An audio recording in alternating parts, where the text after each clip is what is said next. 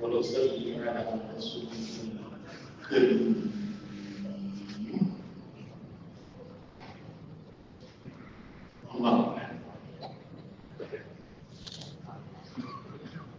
بھائی جو بھائی نیچے ہیں،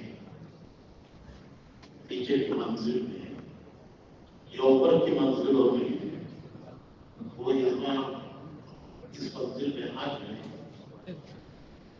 اچھا ہے.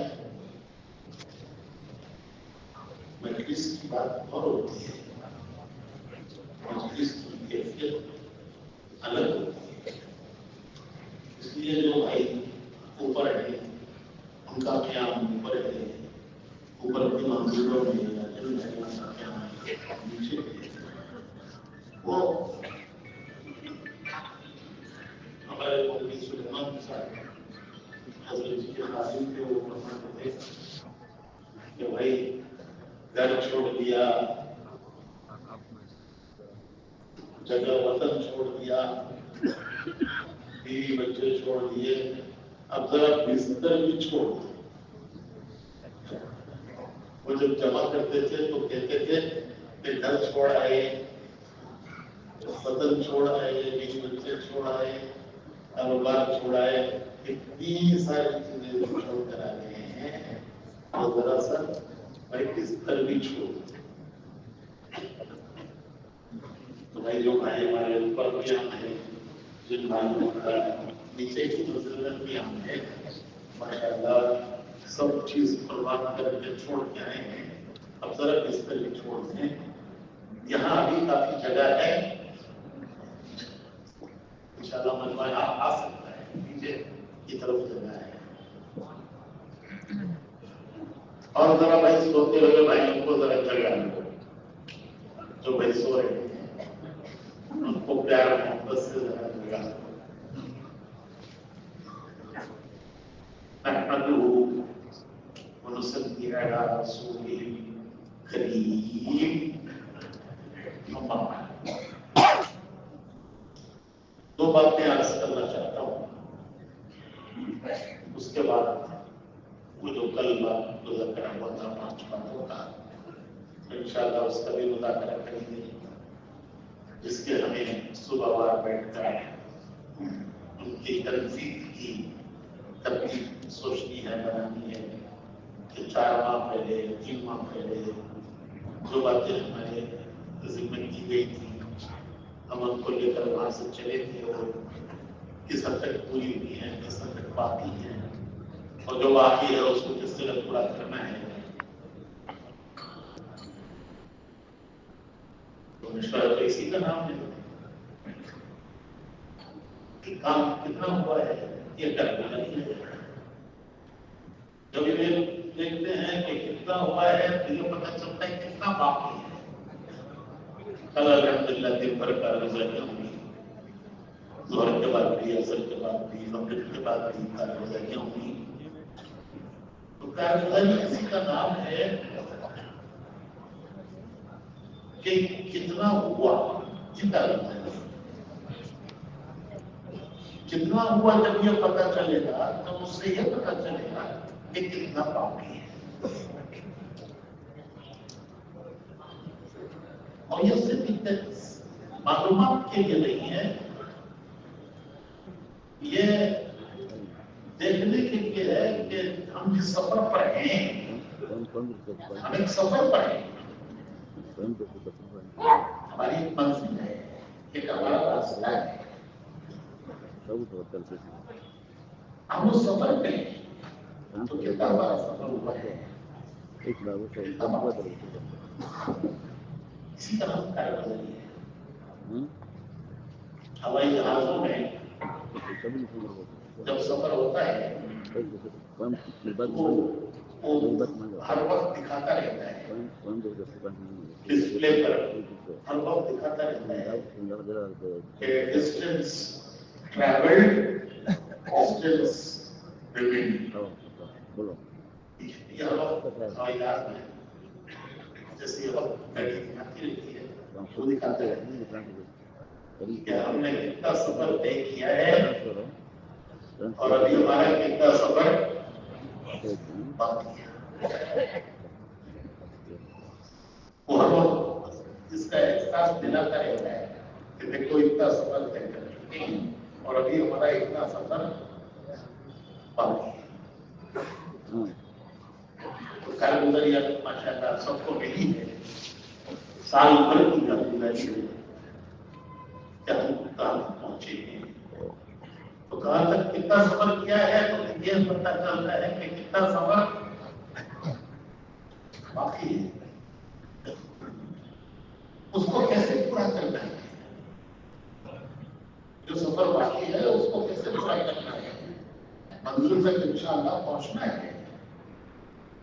پہنچائے گا تو اللہ, لیکن نیت تو ہمیں کرنی ہے. منزل تک پہنچنے کی نیت کر کے چلنا ہے. منزل تک پہنچنے کی نیت کر کے چلیں گے تو کل انشاءاللہ منزل کو پہنچنے والوں کے ساتھ حشر ہوگا. قیامت میں اللہ ہم کے ہمارا حشر کرے.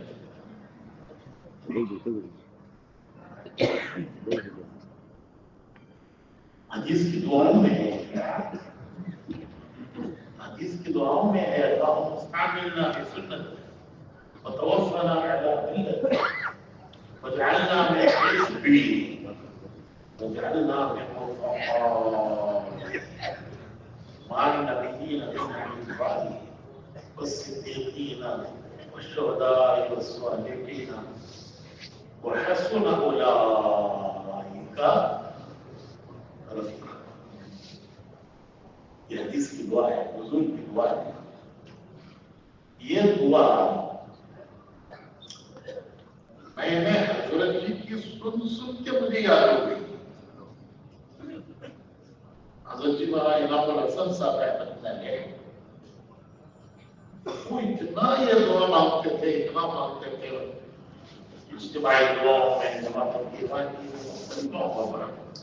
اتنی یہ دعا مانگتے تھے حضرت جی کہ مجھے, میرا تو لڑکپن کا زمانہ تھا, کالے بالوں والا زمانہ, تو مجھے تربیت اچھی تھی اللہ نے. تو حضرت کی دعا سن کے مجھے یاد ہو گئی. میں نے کتاب سے دعا یاد نہیں کی. پھر وہ دعا مجھے حزب العظم میں جمعہ کی منزل میں ملی. حزب العظم میں ہے, جمعہ کی منزل میں ہے, لیکن وہ منزل سے میں نے یاد نہیں کی دعا کی.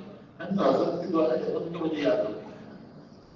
اللہم استعملنا بسنت, کہ اللہ تو ہم سے سنت پر عمل کرا لینا. ہم سے سنت پر عمل کرا لے. کرنا بھی ہمارے بس کا نہیں ہے, تو ہی کرا لے. تو زندگی گزرے سنت پر.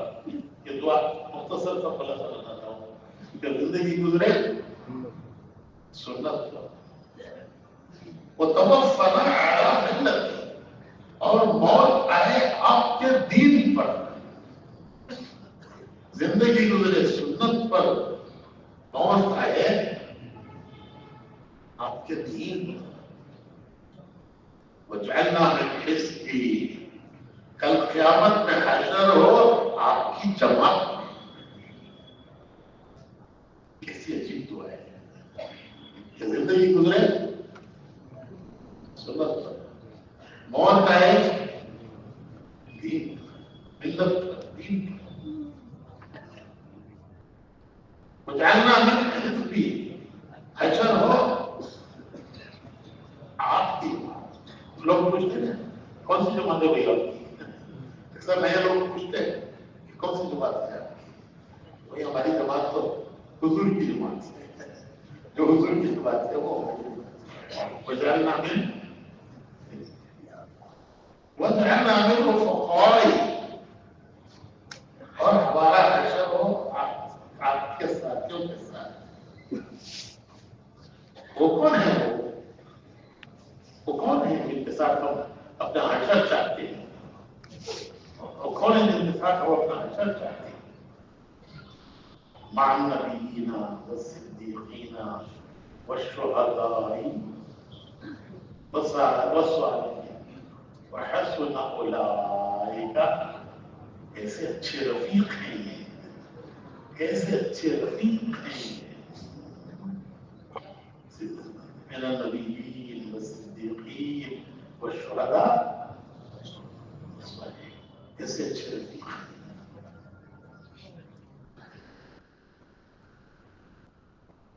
یہ تو ہماری منزل ہے، انشاءاللہ چلتے رہیں گے. امید ہے کہ منزل کو پہنچیں گے. اور اگر زندگی نے وفا نہیں کی، منزل کو پہنچنے سے پہلے دنیا سے جانے کا وقت آ گیا، تو قرآن اور حدیث میں بشارتیں ہیں بڑی، کہ جن کے راستے پر چلے تھے قیامت پہ ان کے ساتھ حشر ہو. راستہ پکڑا ان کا راستہ پکڑا، لیکن ان کی بات کو نہیں پہنچے. اس سے پہلے جہاں سے چلے گئے تو انشاءاللہ اللہ تعالیٰ قیامت میں ان کے ساتھ حشر کرے.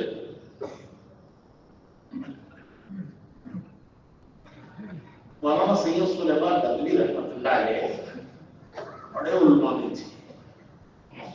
سیرت کی جو کتاب ہے ان کی عجیب و غریب کتاب ہے. اس جیسی کتاب کسی زبان میں نہیں ہے. سیرت پر، سیرت النبی جو کتاب ہے، ایسی کتاب سیرت پر کسی زبان میں نہیں ہے. تو فرمایا کرتے تھے، جب وہ فرمایا کرتے تھے کہ منزل صحیح ہو، راستہ غلط ہو تو بھی آدمی ناکام ہے. منزل تو اس کی صحیح ہے، لیکن اس نے راستہ جو پکڑا ہے وہ غلط ہے، تو وہ ناکام ہے.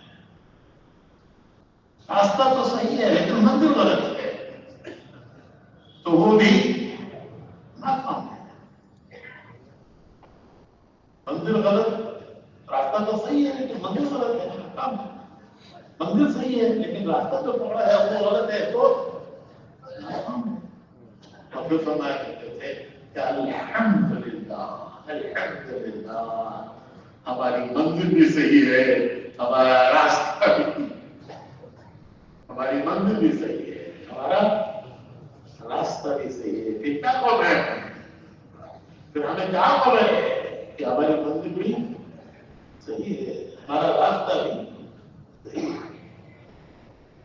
بعض لوگ ہوتے ہیں کہ منزل تو صحیح ہوتی ہے لیکن جو راستہ ہے پہنچنے کا وہ غلط ہے، ناکام ہے.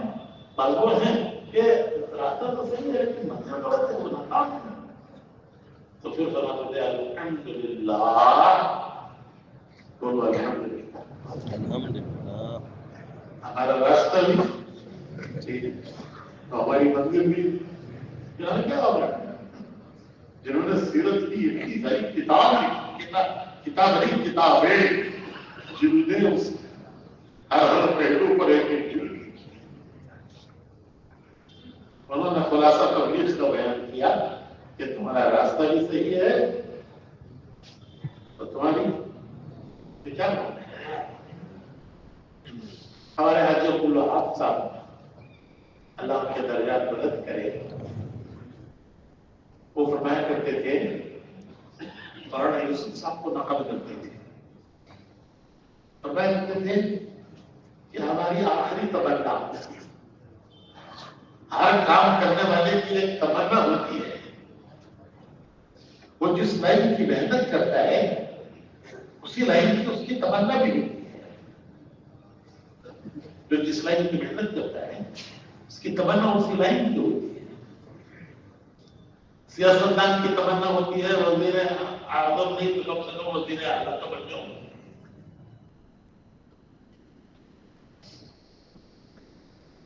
بھارت میں کاروباری کی تمنا ہوتی ہے کہ شہر کا سب سے بڑا کاروباری بن جاؤں. جو جس ٹائپ کا ہوتا ہے اس کی وہی تمنا ہوتی ہے. تو سمجھ لیتے ہیں ہماری کیا تمنا ہے، ہماری کیا تمنا ہے بھائی. تو خبر کہ ہماری تمنا یہ ہے کہ جب قیامت میں حضور اللہ کی بارگاہ میں پیش ہوں، انبیاء بھی پیش ہوں گے قیامت میں،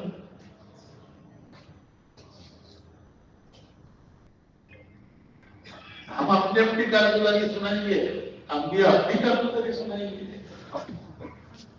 میں اپنی کارگزاری سنائیں گے، دنیا میں ہم نے کیا کیا، انبیاء اپنی کارگزاری سنائیں گے، تو انہوں نے کیا کیا۔ سورہ نوح میں نوح علیہ السلام جو اللہ کے سامنے کارگزاری سنائیں گے، اس کا ذکر ہے کہ اللہ میں نے اس قوم کو دن پر بلایا، تنہائیوں میں بھی بلایا، ملکوں میں بھی بلایا، لیکن اللہ جتنا میں ان کو دن پر بلاتا رہا اتنا ہی یہ دور بھاگتے رہے۔ عیسیٰ علیہ السلام کے بارے میں لکھا ہے قرآن کریم میں کہ جب عیسیٰ علیہ السلام پیش ہوں گے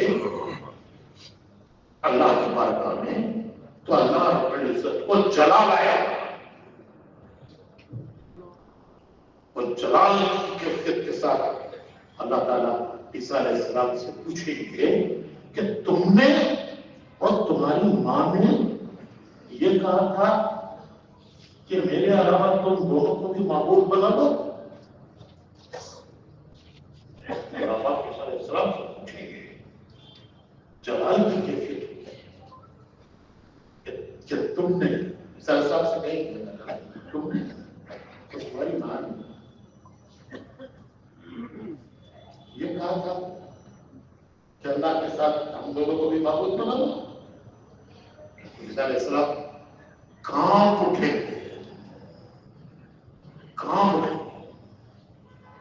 تو کہیں گے کہ اللہ اگر میں نے ایسی بات میں کیسے کہہ سکتا ہوں، ایسی بات میں کیسے کہہ سکتا ہوں، اور اگر میں نے کہی ہے تو آپ کی میں نے نہیں کہی، آپ تو جانتے ہیں میں نے نہیں کہی، اور اگر آپ میرے بات انہوں نے اگر کچھ میرے بارے میں کہہ دیا تو میں کیسے ذمہ دار ہو سکتا ہوں اس کا۔ تو وہاں حاجی جواب صاحب ہمارے صاحب کو کوٹ کرتے تھے کہ جب حضور اللہ کی بارگاہ میں پیش ہو اور اپنی کارگزاری سنائے اور صحابہ ان کے ساتھ ہوں، صحابہ ان کے ساتھ ہوں اور حضور کی عرض کرے کہ اے اللہ میں نے تیرے دین کا کام اس طرح کیا اور اس میں میرا ساتھ دینے والے یہ میرے پیچھے ہیں، اور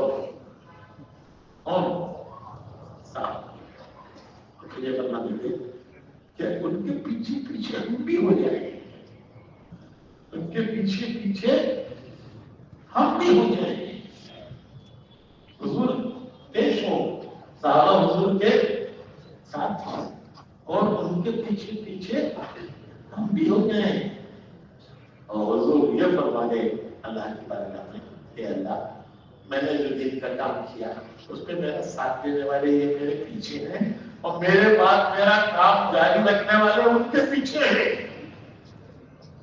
میرے پیچھے وہ ہیں جنہوں نے میرا ساتھ دیا اور ان کے پیچھے جنہوں نے میرے بعد میرا کام جاری رکھا، تو اس گروہ میں ہم بھی شامل ہوئے،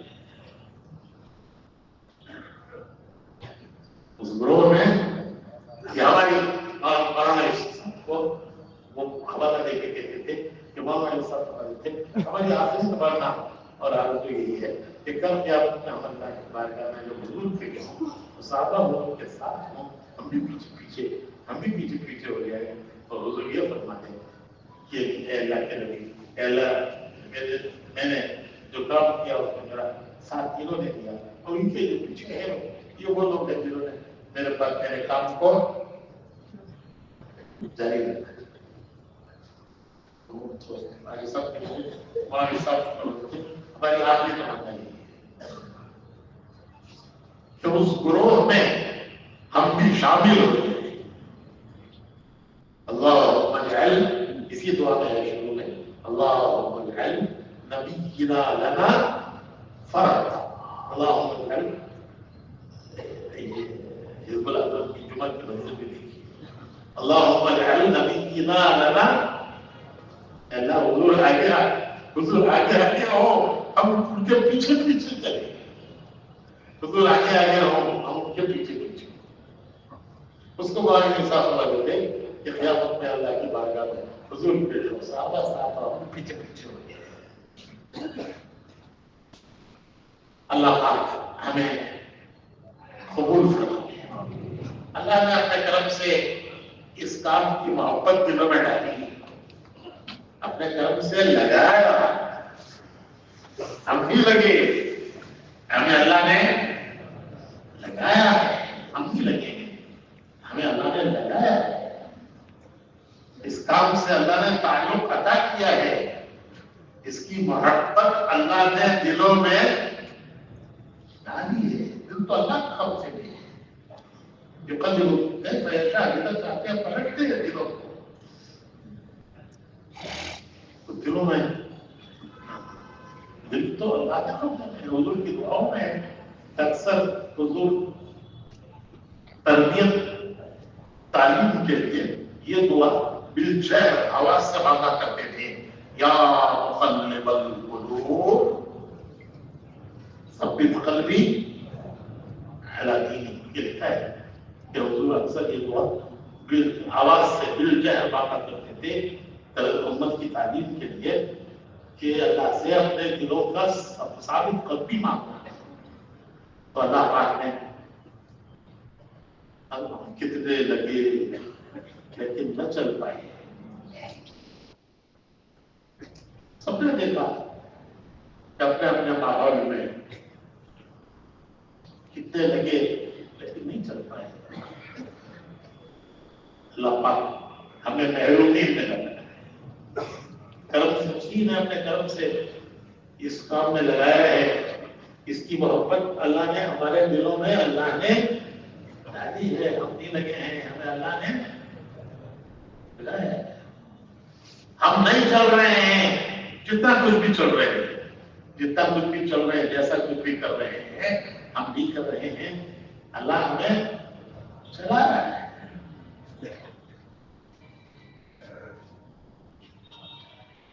تبلیغ ہمارا حق نہیں تھا کہ ہمارا حق ہم کو مل گیا. بھائی ہمارا حق تھا, باپ کا مال بیٹے کا حق ہے, بیٹی کا حق ہے, ماں کا مال بیٹے کا حق ہے, بیٹی کا حق ہے. تو تبلیغ میں ہمارا حق نہیں تھا کہ جو ہمیں مل گیا. یہ تو اللہ کی عطا ہوتی ہے, اور اللہ پاک اپنی طرف سے عطا کرتے ہیں. آدمی کو جس کو دے رہے ہیں اس کا حق نہیں دیکھتے کہ اس کا یہ حق ہے کہ نہیں ہے.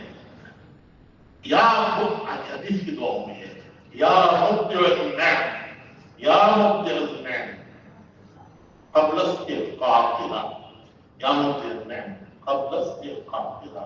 اے وہ ذات, اے وہ ذات. حضور کی دعائیں, حضور کی دعائیں امت کے لیے ایک تعلیم و تربیت ہے کہ اللہ سے کیا مانگنا چاہیے. کہ اے وہ ذات, یا مبدع النعم, جو نعمت کے دینے میں اپنی طرف سے پہل کرتی ہے, ابتدا کرتی ہے, پہل کرتی ہے.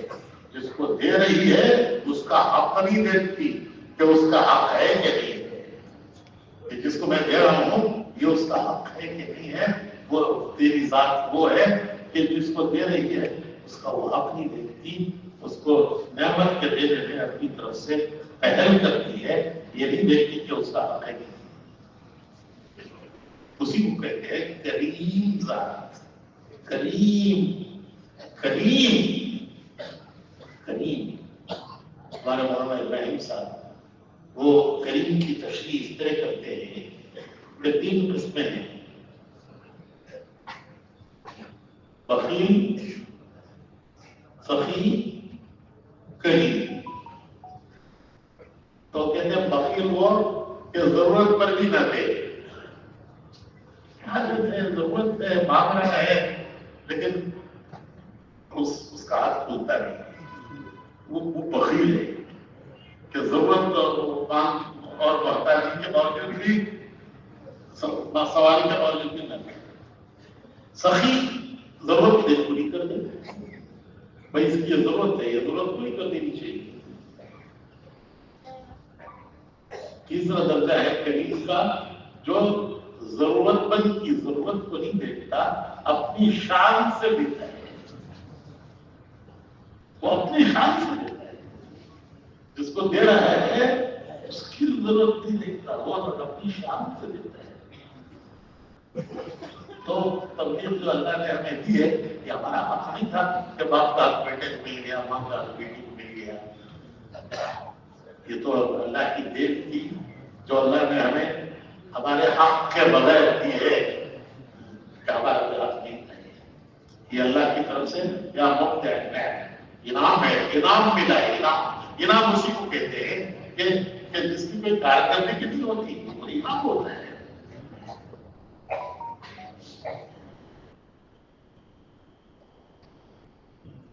تو دو باتیں میں نے عرض کی کہ میں کرنا چاہتا تھا۔ ہمارے مولانا سعید احمد خان صاحب نے ہمارے ایک دوست کو خط لکھا، اللہ کو پیارے ہو گئے، چلے گئے دنیا سے، ان کو خط لکھا، تو چار ساتھیوں کے نام پر تھا خط، تو خط میں لکھا کہ اس کام میں جان لگاؤ، مال لگاؤ۔ اب یہ آپ کہیں گے کہ یہ تو ہم بھی کہتے ہیں، یہ تو ہم بھی کہتے ہیں کہ بھائی اس کام میں جان لگاؤ، مال لگاؤ، تو مولانا نے کیا خاص بات کی؟ یہ تو ہم بھی کہتے ہیں۔ آگے دو باتیں لکھی، دل لگاؤ، دماغ لگاؤ، یہ چار باتیں لکھی۔ اس کام میں جان لگاؤ، مال لگاؤ، اور آگے دل لگاؤ، دماغ لگاؤ۔ تو بھائیو، جان مال تو تھوڑی تھوڑی سی لگانا شروع کر دی ہے، لیکن دل دماغ ابھی کسی اور کا ہی ہے۔ میں معاف کیجیے، میں عادل عبدالوہاب صاحب کی بات کہتا ہوں، وہ کبھی کبھی کہتے تھے قرآن سے کہ تم لوگ یہاں تھوڑے بیٹھے ہو، کبھی کبھی وہ آدمی کی ہر بات اچھی لگتی تھی، تو کہتے تھے تم لوگ یہاں تھوڑے بیٹھے ہو، ارے تمہارے جسم یہاں ہے، تمہارا دل دماغ وہی ہے جہاں سے تم آئے ہو، شکلوں سے نکل کر آئے ہو، پوری شکلوں میں تمہارا دل دماغ ہے، جسم تو تمہارا یہاں ہے، لیکن تمہارا دل دماغ ابھی انہی شکلوں میں ہے، جن شکلوں سے تم نکل کر آئے ہو۔ وہ کہتے ہیں کہ وہ کہ لیلا جو ہے وہ کوئی زیادہ خوبصورت نہیں تھی، لیکن مجنون عاشق تھا اس کا، ہر وقت گاتا رہتا ہے، وہ کوئی زیادہ ایسی خوبصورت نہیں تھی۔ تو کسی نے مجنون سے پوچھا کہ کسی کے پیچھے پڑ گئے ہو، کیا اس کا خوبی دیکھی تم نے کہ جو تم اس کے اندر پڑ گئے ہو، کہ ہر وقت کسی کی لو لگائے ہوئے ہو، کسی کے دم کاٹتے ہو؟ تو مجنون نے کہا کہ تم اپنی آنکھ سے دیکھ رہے ہو، میری آنکھ سے دیکھو، تم اس کو اپنی آنکھ سے دیکھ رہے ہو، اس کو تم میری آنکھ سے دیکھو، تم ایسے ہو۔ ہم تو کہتے تو ہیں، لیکن ابھی وہ دنیا ہمارے دل دماغ سے نکلی نہیں ہے، ہمارا دل اور دماغ۔ ہمارے حاج صاحب کہتے تھے اتنا کہو، اتنا کہو، اتنا کہو کہ دل بھی پھر سمجھتے تھے کہ جب تم اللہ کے بڑے کو بولو گے، اس کی اوسط کو بولیں گے، دین کی محنت کو بولو گے، تو بولتے بولتے بولتے بولتے تمہارا دل دماغ تمہاری زبان سے ٹکرائے گا، زبان بولے گی لیکن دل دماغ ٹکرائے گا۔ پھر یہ حاجی صاحب کا جملہ کہہ رہا ہوں، بڑوں کی بڑی باتیں ہیں، لیکن وہ بڑوں کی بڑی باتیں اس لیے ہیں تاکہ ہم کو بھی کچھ نصیب ہو جائے، اس کا کچھ حصہ ہمیں بھی نصیب ہو جائے۔ تو فرماتے تھے کہ جب بولتے رہو گے تو کبھی دل مانے گا کبھی نہیں مانے گا، کبھی دماغ مانے گا کبھی دماغ نہیں مانے گا، پھر دماغ ٹکرائے گا اور پھر ایک وقت ایسا آئے گا کہ تمہارا دل بھی بولنے لگے گا دماغ بھی بولنے لگے گا، اور پھر ایک وقت آئے گا کہ یہ تمہاری روح کی آواز بن گئی، پھر ایک وقت آئے گا کہ یہ تمہاری روح کی آواز بن گئی۔ ابھی تو زبانوں پر ہے، یہ بھی اللہ کا شکر ہے کہ اللہ نے زبانوں پر ایمان کی باتیں، ایمان کے بول، ایمان کے الفاظ اللہ نے زبانوں پر جاری کرا دیے ہیں۔ ہمارا تو پہلا نمبر ہی ایمان ہے، ہمارا چھوٹا ہو بڑا ہو، کم عمر ہو بوڑھا ہو، پرانا ہو نیا ہو، بولتا ہے تو ایمانی کو بولتا ہے، ہمارا تو پہلا نمبر ہی ایمان ہے۔ اللہ کا کرم ہے کہ ایک روح پر اللہ نے ایمان کو جاری کرا دیا ہے کہ زبان بولنے لگی ہے، تو فرماتے تھے کہ ایک وقت آئے گا کہ دل بھی بولے گا دماغ بھی بولے گا، پہلے ٹکرائیں گے، زبان بولے گی، دل ٹکرائے گا، دماغ ٹکرائے گا، لیکن جب بولتے رہو گے پھر ایک وقت آئے گا دل بھی بولے گا دماغ بھی بولے گا، اور پھر ایک وقت آئے گا کہ وہ روح کی آواز بنے گی، روح بولے گی، روح کی آواز بنے گی۔ تو ایسا طریقہ کہ اس کام میں دل لگاؤ اور دماغ لگاؤ، دل لگاؤ دماغ لگاؤ، کہ سوچ بھی ہو، سوچ بھی ہو، فکر بھی ہے۔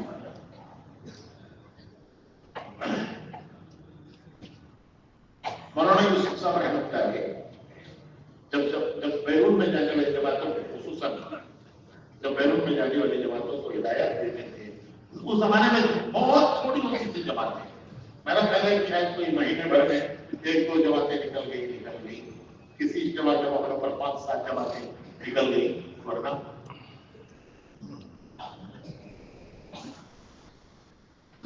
مہینے بھر میں 2-4 جماعتیں نکل جاتی تھی۔ تو مولانا یوسف فرماتے تھے بیرون کے لیے جب جماعتوں کو روانہ کرتے تو فرماتے تھے کہ جب منزل پر پہنچ جاؤ تو اترنے کی جلدی مت کرو۔ عام عادت ہے مسافر جب منزل پر پہنچ جاتا ہے تو ہر ایک چاہتا ہے میں پہلے اتر جاؤں ٹرین پہنچ کے اسٹیشن پر، اب ہر مسافر چاہتا ہے کہ میں پہلے اتروں، ہر ایک کوشش کرتا ہے میں پہلے اتروں۔ یہ ہر کوئی زیادہ لوگ ہوتا ہے، 1.5 نمبر ہوتا ہے، آپ سب تجربہ کرتے ہیں اس طرح۔ تو وہاں ایسا فرماتے تھے کہ اس زمانے میں پانی کے جہاز میں سفر ہوتا تھا، ہوائی جہاز میں سفر نہیں ہوتا تھا، پانی کے جہازوں سے ہوتا تھا۔ ہوائی جہاز بہت مہنگے ہوتے تھے، سستی جہاز پانی میں ہوتے۔ ہم انڈونیشیا گئے، مدراس سے پینانگ 5 دن میں پانی کے جہاز سے پہنچے، مدراس سے پینانگ پہلا اسٹیشن پانی، پھر وہاں سے 500 کلومیٹر روڈ سے، پھر وہاں سے 3 دن پانی کے جہاز سے جکارتا۔ تو فرماتے تھے کہ جب منزل پر جہاز پہنچ جائے تو اترنے کی جلدی مت کرو، تمہارے دل کی کیفیت کیا ہے، دل کے جذبات کیا ہیں، اور تمہارے دماغ کی کیفیت کیا ہے، تمہارا دماغ کیا سوچ رہا ہے، تمہارے دل کے کیا جذبات ہیں۔ فرماتے تھے کہ جس کیفیت کے ساتھ، جن جذبات کے ساتھ اور جس سوچ کے ساتھ تم کسی سرزمین پر قدم رکھو گے، اس ملک پر اس کے اثرات پڑیں گے۔ جس کیفیت کے ساتھ، جس جذبات کے ساتھ کسی سرزمین پر قدم رکھو گے، اس سرزمین پر اس کیفیت کے اور اس سوچ کے اور جذبات کے اثرات پڑیں گے۔ فرمایا کرتے تھے یہ جماعتوں کی ہدایات بیرون جانے والی جماعتوں، پہلی جماعت امریکہ گئی، ہم لوگ نہیں تھے اس میں، وہ تو جو تھے سب دنیا سے اللہ کو پیارے ہو گئے، 1953 میں بچپن میں تھوڑے ہو گئے جو پیدا ہو گئے وہ پانی کے جہاز سے پورا 1 مہینہ ان کو سمندر میں رہا، پورا 1 مہینہ. اس کے بعد وہ نیو یارک پہنچے. جب نیو یارک قریب آیا تو کیپٹن اپنے کیبن سے اتر کر آیا. کیپٹن تو بہت مغرور ہوتا ہے، سارا دنیا کا غرور اسی میں ہوتا ہے، سمندر میں غرور. وہ کسی سے ملاقات کی بات نہیں کرے، تو وہ کیا اپنے کیبن سے اتر کر آیا اور اس نے ان جماعت والوں سے یہ کہا کہ اس اٹلانٹک اوشن میں میں برسوں سے جہاز لے کر پھرتا ہوں، میرا روٹ ہے، اسی روٹ پر میں آتا ہوں پھر واپس جاتا ہوں، اور برسوں سے میں اس اٹلانٹک اوشن میں پھر رہا ہوں، لیکن اس مرتبہ جو جہاز میرا جس سکون کے ساتھ چلا ہے، پیسفل جرنی، ایسا کبھی نہیں ہوا زندگی میں میری. اتنے سکون کا سفر میرا کبھی نہیں ہوا. اور یہ مجھے لگتا ہے کہ یہ تم لوگوں کی برکت ہے، اس لیے میں تم سے ملنے آیا ہوں، تمہاری ملاقات کرنا ہے. میں نے بتایا تو وہ بڑا مغرور ہوتا ہے. تو ہمارے بزرگ انہوں نے اس سے کہا کہ ذرا بیٹھو، ہم تمہیں ایک بات سمجھائیں گے. بیٹھ گیا. انہوں نے اس کو سمجھایا کہ دیکھو، سبھی انسان آدم کی اولاد ہے، سب آدم کی اولاد ہے. تم بھی آدم کی اولاد ہو، ہم بھی آدم کی اولاد ہے. آدم کی اولاد ہونے میں ہمارے تمہارے درمیان کوئی فرق نہیں، سب انسان آدم کی اولاد ہے، لیکن فرق جو ہے ان کے اعمال کا ہے. ان کے اندر جو فرق آتا ہے ان کے اعمال سے آتا ہے. تو آپ تم لوگ کہہ رہے ہو کہ ہماری برکت سے ہوا ہے اتنا پیسفل سفر، یہ ہماری برکت نہیں ہے، ہم جو اعمال کرتے ہیں یہ ان اعمال کی برکت ہے. پھر انہوں نے اس سے پوچھا کہ اچھا تم نے ہمیں کچھ کرتے ہوئے دیکھا ہے کہاں میں؟ تو اس نے کہا کہ ہاں میں نے دیکھا ہے کہ تم لوگ سرکلز بنا کر بیٹھتے ہو. سرکلز بنا کر بیٹھتے ہو، کیا ہو؟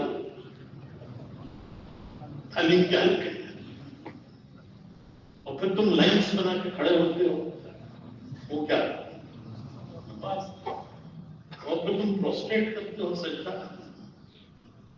دن بھر میں تمہارے یہ عمل ہوتے ہیں جو اور کوئی مسافر نہیں کرتا ہے، اور کوئی مسافر نہیں کرتا. یہ میں نے تمہاری خاص باتیں نوٹ کی ہیں کہ تم اس طرح سے چل چلا کر بیٹھتے ہو، لائنز بنا کر کھڑے ہوتے ہو، پروسٹریٹ کرتے ہو اور ہاتھ کو اٹھاتے ہو. ہاتھ اٹھاتے ہو، یہ نہیں معلوم کیا مانگتے ہو، کس کا مانگتے ہو، لیکن ہاتھ اٹھاتے ہو. انہوں نے سمجھایا کہ دیکھو یہ ان اعمال کا اثر ہے، ہمارا اثر نہیں ہے. اور آدم کی اولاد تو سبھی ہے، سب آدم کی اولاد ہے، سب کو دعا کرنی ہے، سب کو دعا کرنی ہے، سب کو جماعت دی ہے، دماغ دیا ہے، ڈاکومنٹ دیے، کیا فرق ہے؟ سب آدم کی اولاد ہے، لیکن یہ جو اعمال ہیں یہ ان کا اثر ہے. تو مجھے ہمارے سب کی بات آئی، کیا رہی کہ ہمارے سب فرماتے تھے کہ جب ہماری جماعتیں فرماتے تھے کہ سورج کی طرف طلوع ہوگی، جس طرح سورج طلوع ہوتا ہے تو اپنے ساتھ روشنی لیے ہوئے طلوع ہوتا ہے، اور جب سورج طلوع ہوتا ہے تو دنیا کے اندھیرے ٹک نہیں سکتے، باطل کے اندھیرے ٹک نہیں سکتے. جب سورج طلوع ہوتا ہے تو رات کے اندھیرے ٹک نہیں سکتے. تو سمندروں کو بھی روشن کرتا ہے، پہاڑوں کو بھی روشن کرتا ہے، بادشاہ کے محل میں بھی روشنی پہنچاتا ہے، غریب کے جھوپڑے میں بھی روشنی پہنچاتا ہے. فرماتے تھے کہ ہماری جماعتیں سورج کی طرح ہیں. جب وہ ہدایت کا نور لے کے نکلیں گی تو باطل کے اندھیرے ٹک نہیں سکیں گے. جس طرح سورج نکلتا ہے تو رات کے اندھیرے نہیں ٹک سکتا. کیوں فرماتے ہیں کہ سورج دنیا کے اندھیرے تو دور کر دیتا ہے، جہاں جہاں طلوع ہوتا ہے وہاں اندھیرے دور ہو جاتے ہیں، لیکن دل کے اندھیرے دور نہیں کر سکتا. وہ سورج جو دنیا کے اندھیرے دور کر دیتا ہے اس سورج میں طاقت نہیں ہے دل کے اندھیرے دور کرنے کی. وہ پہاڑوں کے سمندروں کے اندھیرے دور کر دیتا ہے لیکن دل کا اندھیرا دور نہیں کر سکتا. دل کے اندھیرے ہم انبیاء والے اعمال سے دور ہوتے ہیں. لتخرج الناس لتخرج الناس من الظلمات الى النور. اللہ ہم کو وہ نور دے کر دیتا ہے کہ جس سے وہ اندھیروں سے نکالتے ہیں. یہ اندھیروں سے نکالتے ہیں. پھر فرما دیتے ہیں یہ ہم لوگوں کے لیے نصیحت ہے. فرما دیتے ہیں کہ دیکھو اگر سورج میں نور نہ ہوا تو دنیا کا اندھیرا کیسے دور ہوگا؟ اگر سورج نور لے کے نکلتا ہے تو اندھیرا دور ہوتے ہیں. اگر سورج میں نور نہ ہوا دنیا کا اندھیرا کیسے دور ہوگا؟ تو فرما دیتے ہیں کہ اگر تم ان اعمال کے ساتھ پھرو گے تو تمہارے اندر وہ نور آئے گا اور پھر وہ اندھیرے دور ہوگا. لیکن اگر وہ اعمال نہ ہوئے تو پھر اندر کیسے نور آئے گا؟ وہ کیسے اندھیرے دور ہوں گے؟ جو ہماری جماعتیں گشتیں کرتی ہوئی، دعوت دیتی ہوئی، عبادت کرتی ہوئی، ذکر و تعلیم کرتی ہوئی، خدمت کرتی ہوئی، جب وہ ہماری جماعتیں گزریں گی تو جہاں سے گزریں گی اللہ وہاں ایمان کی خوشبو پھیلا دے گا. خوشبو جیسے کوئی خوشبو لگا جاتا ہے سب کو پہنچتی ہے خوشبو، اس طرح اللہ ہمارے ایمان کی خوشبو پھیلا ہے. تو بھائی اللہ ہمیں اس کے قبول کرنا ہے. تو پہلی بات تو یہ تھی کیا لگانا ہے؟ کیا لگانا ہے؟ بولو بھائی کیا لگانا ہے؟ جاننا تو ہے ہی اور دل دماغ کے اللہ اسی کا بنا دے. دل دماغ کی اللہ اسی کا بنا دے. دوسری بات یہ ہے کہ ہمارے بزرگ حضرات فرمایا کرتے تھے کام کرنے والے کام کرتے کرتے 3 طبقوں میں تقسیم ہو جاتے ہیں.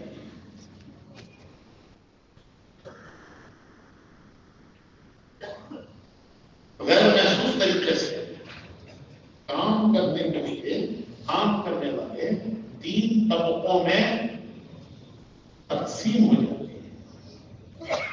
اور فرما کرتے ہیں کہ وہ 3 طبقے ہیں.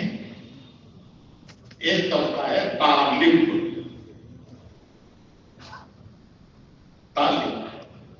دوسرا طبقہ ہے قانع اور تیسرا طبقہ ہے ناقد. بزرگ فرماتے ہیں کہ کام کرنے والے کام کرتے کرتے ان 3 طبقوں میں تقسیم ہو جاتے ہیں. ایک طبقہ وہ ہے جو طالب ہے، وہ ہر وقت طلب کے ساتھ چلتا ہے.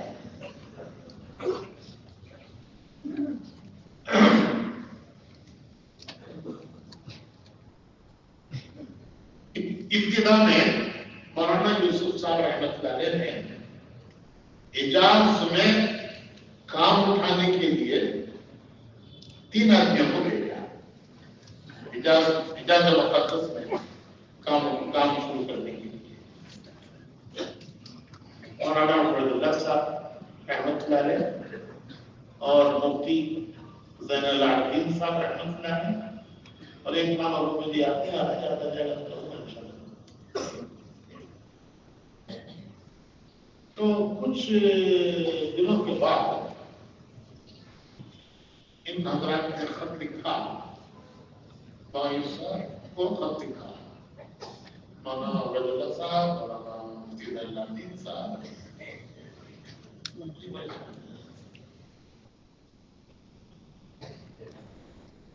مولانا سے جانا تھا انہوں نے خط لکھا کہ حضرت ہمارا کوئی بڑا نہیں ہے،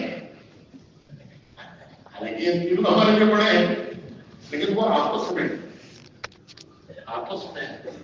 مولانا مفتی صاحب کی اور مولانا عبید اللہ صاحب کی بے تکلف دوستی تھی، بے تکلف دوستی، جیسے بے تکلف دوستان ہوتی ہے. اور مولانا سعید خان صاحب، مولانا عبید اللہ صاحب دونوں ہم سبق تھے. حالانکہ مولانا سعید خان صاحب عمر میں بڑے تھے، لیکن وہ غالباً SLC پڑھ کے آئے تھے. تو مولانا عبید اللہ صاحب شروع سے ہی مدرسے میں تھے تو کم عمر تھی، تو یہ دونوں میں دوستی تھی. تو انہوں نے خط لکھا کہ ہمارا آپس میں کوئی بڑا نہیں ہے، سب ہم افسر ہیں. ایک ساتھی ہے، آپ کسی ایک بڑے کو بھیجا ہے کہ جس کی نگرانی میں ہم تینوں کام کریں. عام طور پر ہمارے ذہنوں میں یہی آتا ہے نا کہ بھائی ہمارے یہاں گڑبڑ اس وجہ سے ہے کہ کوئی بڑا نہیں ہے. خیال آتا ہے کہ ہمارے یہاں گڑبڑ اس لیے ہے ہمارا کوئی بڑا نہیں ہے. تو ان حضرات نے حرم سے خط تھا کہ ہمیں کوئی بڑا بھیجیے کہ جس کی نگرانی میں ہم کام کریں. ہم تو سب دوست ہیں، یاری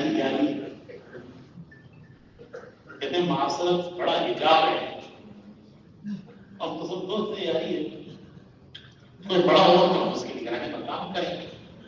تو مولانا یوسف صاحب نے ہم کو جواب لکھا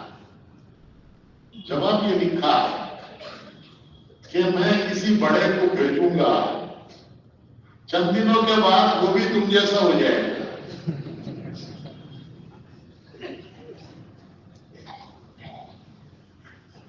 کسی بڑے کو بھیجوں گا، چند دنوں کے بعد وہ بھی تم جیسا ہو جائے گا. پھر تم لکھو گے کہ حضرت جی آپ کے آ جاؤ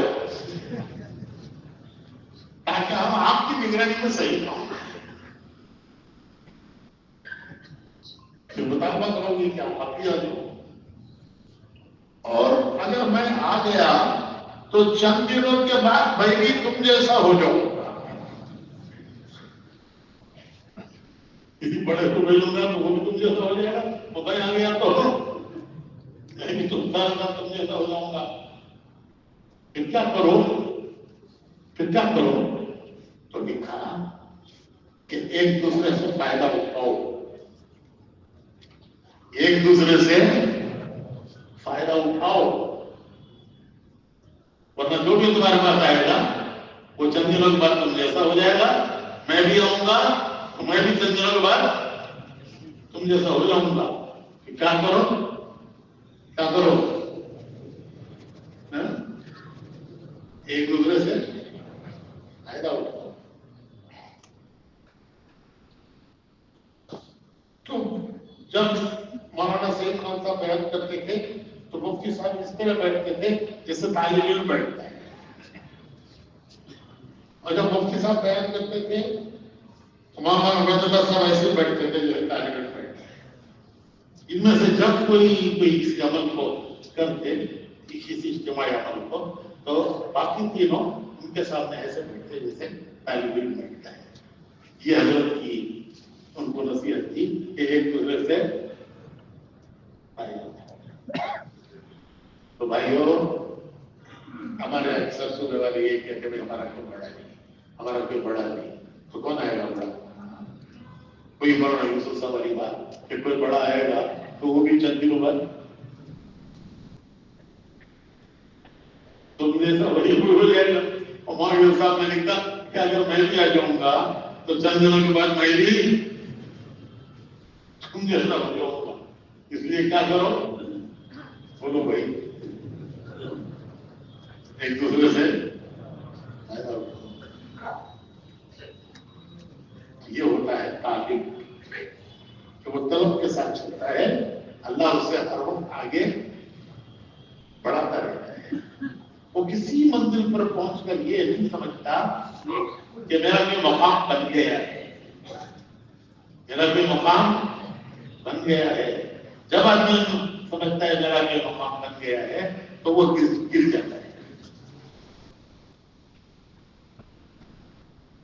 طالب ہر وقت طلب کے ساتھ چلتا ہے اور اپنا کسی موقع پر یہ نہیں سمجھتا کہ میرا کوئی مقام بن گیا ہے۔ دوسری قسم ہے قانع، وہ جتنا کر لیتا ہے وہ سمجھتا ہے اتنا کافی ہے کہ بھائی جتنا ہم کر رہے ہیں وہ کافی ہے، بہت کر چکے ہیں بھائی، 40 سال سے کر رہے ہیں، 25 سال ہو گئے، 40 سال ہو گئے، اتنے عرصے سے کر رہے ہیں، کافی ہے۔ تو قناعت آ جاتی ہے اس کے اندر، اور جب قناعت آ جاتی ہے تو اس کے آگے ترقی بند ہو جاتی ہے۔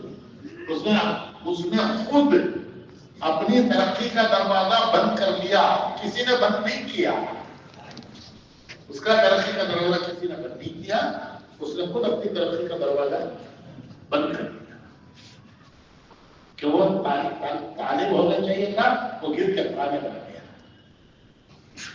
اور آخری جو طبقہ ہے، اللہ ہماری حفاظت فرمائے، اللہ تعالیٰ حفاظت فرمائے، وہ ناقد،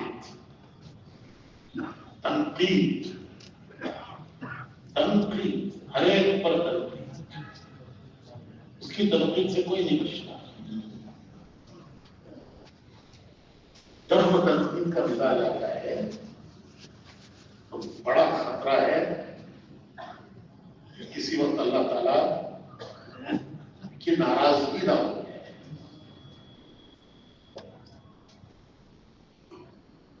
کمیاں ڈھونڈنا، کمیاں ڈھونڈنا، پہلا مرحلہ یہ ہوتا ہے کہ کمی خود بخود سامنے آ جاتی ہے۔ دوسرا مرحلہ یہ ہوتا ہے کہ سامنے آتی ہی ڈھونڈتا ہے، اس کو کہتے ہیں تجسس، یہ دوسرا درجہ ہے۔ پہلا درجہ کمی سامنے آتی ہے، دوسرا درجہ اور ترقی ہوئی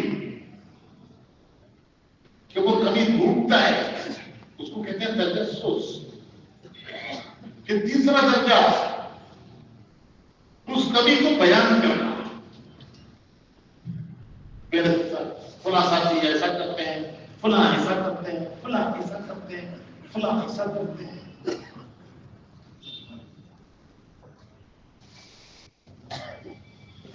تو پہلے تو خود سے کمی نظر آتی، کیا کرے؟ اعراض کرے، اس سے دعا مانگے۔ کسی کے لیے دعا مانگنا اس کے ساتھ اخلاص کی دلیل ہے کہ آپ مخلص ہو، اس کے لیے دعا مانگ رہے ہو۔ اگر مخلص نہ ہو تو دعا نہیں مانگ سکتا۔ کسی سے عداوت ہو تو آدمی دعا نہیں کر سکتا اس کے لیے۔ کسی کا بھلا چاہتا ہو تو اس کے لیے دعا کر سکتا، اس کے لیے دعا کرے گا وہ۔ اور کسی کے ساتھ عداوت ہو تو وہ دعا نہیں کر سکتا، اس کے لیے نہیں کر سکتا دعا۔ تو کسی کے لیے دعا مانگنا اخلاص ہے۔ اور ہمارا کام، ہم تو سب کا بھلا چاہتے ہیں۔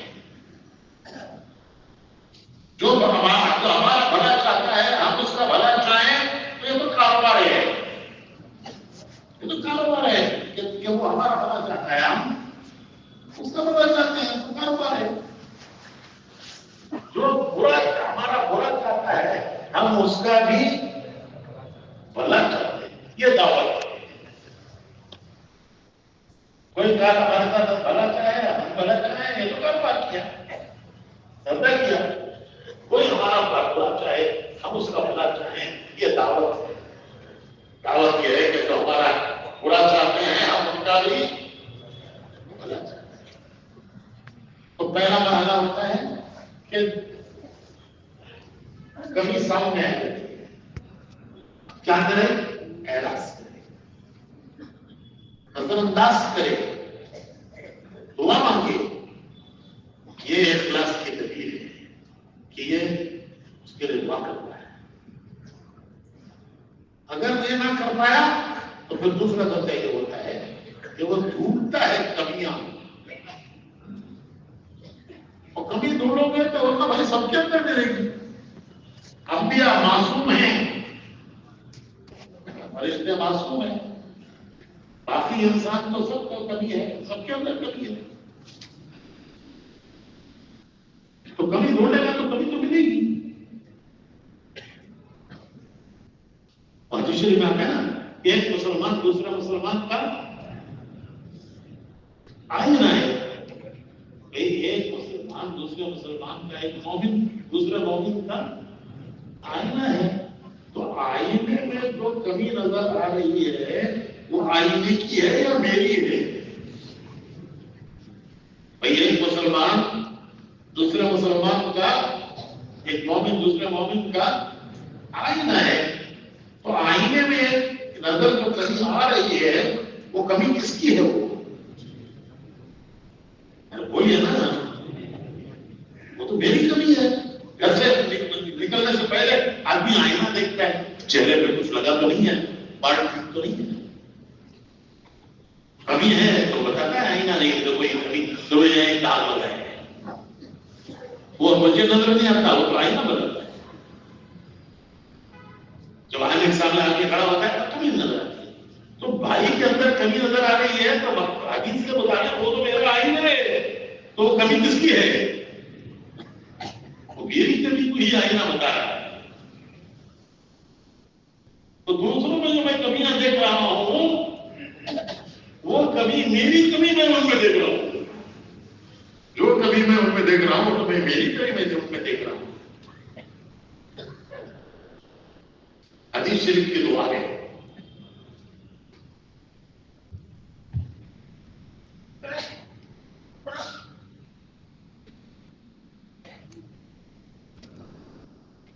کہ میں ایسے دوست سے پناہ مانگتا ہوں. حدیث کی دعا ہے کہ میں ایسے دوست سے پناہ مانگتا ہوں کہ جو میری خوبی دیکھے تو دفن کر دے اور میری برائی دیکھے تو پھیلاتا ہو. ذرا یاد دلاؤ کوئی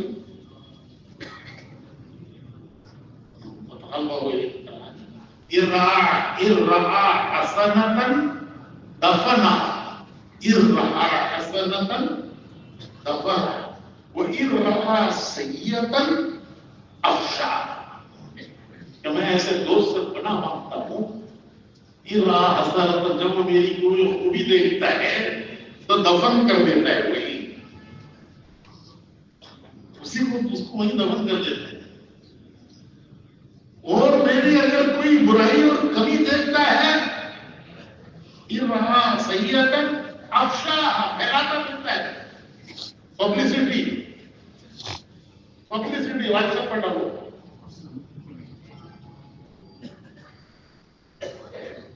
حدیث تو بنا مانتی ہے. تو کام کرنے والے جب اپنی کمیاں کام کرنے والوں میں کمیاں دیکھیں گے تو اپنی کمی ان میں دیکھ رہے ہیں. ہم سمجھ رہے ہیں ان کی کمی ہے, وہ تو آئینے میں ہماری کمی نظر آ رہی ہے. غالب عمر بھر یہی بھول کرتا رہا, غالب عمر بھر یہی بھول کرتا رہا, دھول چہرے پہ تھی اور آئینہ صاف کرتا رہا.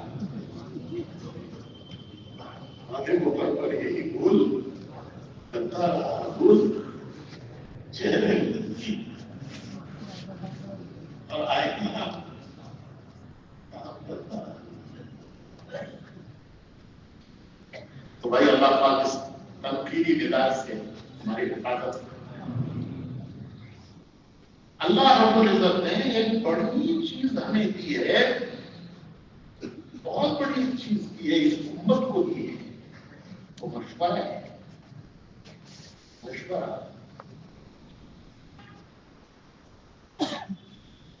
اتنا بڑی دولت اللہ نے اس امت کو دی.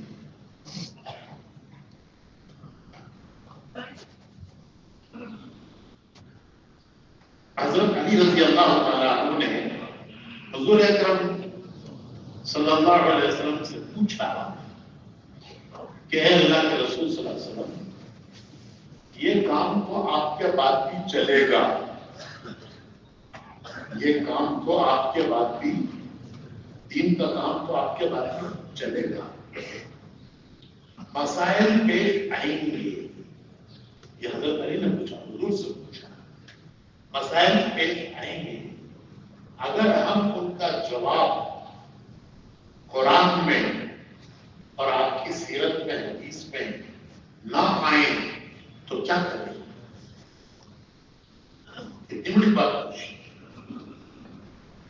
ایک آپ کے بعد بھی چلے گا، قیامت تک چلے گا، اور مسائل پیش آئیں گے، اللہ کے پیش آئیں گے.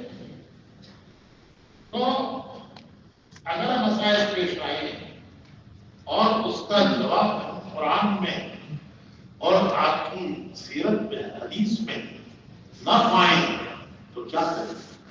تو حضور نے فرمایا، حضرت علی کو جواب دیا کہ فقہاء عابدین سے مشورہ کرو، فقہاء عابدین سے مشورہ کرو. فقہاء دین کی سمجھ رکھنے والے، دین کا علم اور اس کی فہم رکھنے والے، یہ ہیں فقہاء. اور عابدین اللہ سے ڈرنے والے، دین کی فہم رکھنے والے اور اللہ سے ڈرنے والے. فقہاء عابدین سے مشورہ کرو اور ان کی رائے پر عمل کرو، کسی اکے دکے کی بات کو چالو نہ کرنا. لکھا ہے تو یہی مشورہ ہے. لیکن وہی بات ہے کہ چاقو سے پھل بھی کاٹا جا سکتا ہے، چاقو سے کسی کو زخمی بھی کیا جا سکتا ہے. تو تبلیغ والوں کے لیے مشورہ نعمت تھا، لیکن اللہ معاف فرمائے ہماری خباثتوں کی وجہ سے وہ ہمارے لیے مصیبت بن گئی ہے. کہ ہماری خباثتیں، ہمارے یہاں ایک ہندو لڑکا، اس پر ایک مسلمان جن آ گیا. وہ اس کو عاملوں کے پاس لے کے پھرتا تھا. اب جب وہ جن آتا تھا تو وہ سورہ تبارک الذی پڑھتا تھا، یاسین پڑھتا تھا، اور وہ کہتا تھا یہ نین وطن لیونو، یہ نین وطن لیونو، یہ وطن اللہ، یہ ہماری زبان نہیں. وہ کہتا تھا یہ کیا پڑھتا ہے، کچھ بھی نہیں سمجھ میں نہیں آتا، پڑھتا رہتا ہے. نہیں کب تک پڑھتا ہے، کب تک پڑھتا ہے؟ جب تک وہ جن مسلط وہ ہٹا تو اسے ایک لفظ بھی نہیں آتا اس کا. تو بھائیو، ہمارے مشوروں پر ہماری خباثتوں کا اثر ہے. ہم تو تھک گئے ہیں سنتے سنتے. اس صوبے میں یہ لڑائی ہے، اس صوبے میں یہ لڑائی ہے، اس صوبے میں یہ لڑائی ہے، اس صوبے میں یہ لڑائی ہے. خلاصہ سب کا یہ ہے کہ تبلیغ کے کسی کام میں کوئی جھگڑا نہیں ہے، گشت میں کوئی جھگڑا نہیں، تعلیم میں کوئی جھگڑا نہیں، 3 دن میں کوئی جھگڑا نہیں، 3 چیزیں میں کوئی جھگڑا نہیں. دے کے تبلیغ میں جھگڑا ہے تو کہاں ہے؟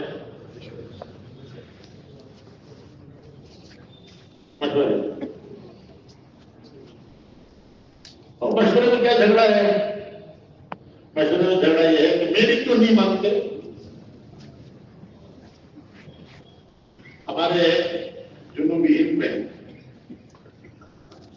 چونکہ پورا ہندوستان کے باہر ہے نا، اس میں نظر وضاحت کر رہا ہوں. ہمارے جنوبی ہند میں ایک نسل مشہور ہے. وہ مسئلہ یہ ہے، تو کیا رہے جمعہ 8 دن کا تو مجھے بولنے آیا سو. ہمارے یہاں مثل محاورہ ہے کہ تو جمعہ 8 دن کا تو مجھے سمجھانے آیا سو. یہ سے پہلے لگتا ہو سکے بھائی تمہارا اس سب کو دیکھا اور انعام صاحب کو دیکھا میاں جی کو دیکھا نہیں تیرے سے پہلے رہ گیا تو ابھی جمعہ 8 دن تو مجھے سمجھا کے آیا اس کو اب میں سیدھی زبان میں بتاتا ہوں وہ جمعہ 8 دن کیا ہے کہ اللہ تعالیٰ نے آدم علیہ السلام کو جمعہ کے دن پیدا فرمایا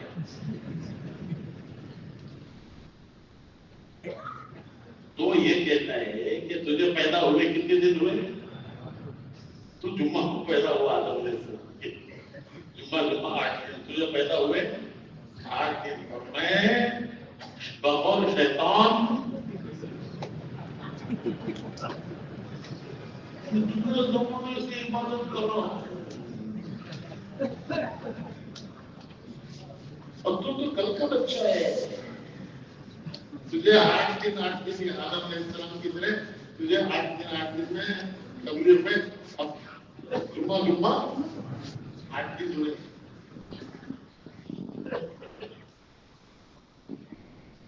ابا واستكبر وكان من اللہ نے شیطان کو کہ ابا واستكبر اس نے تکبر کیا آدم کو ہلکا سمجھا حالانکہ آدم کو اللہ نے پسند کیا ان اللہ اصطفى آدم اللہ نے چنا ان اللہ اصطفى آدم جس کو اللہ نے پسند کیا اس کو شیطان کہہ ہے کہ یہ تو میرے سے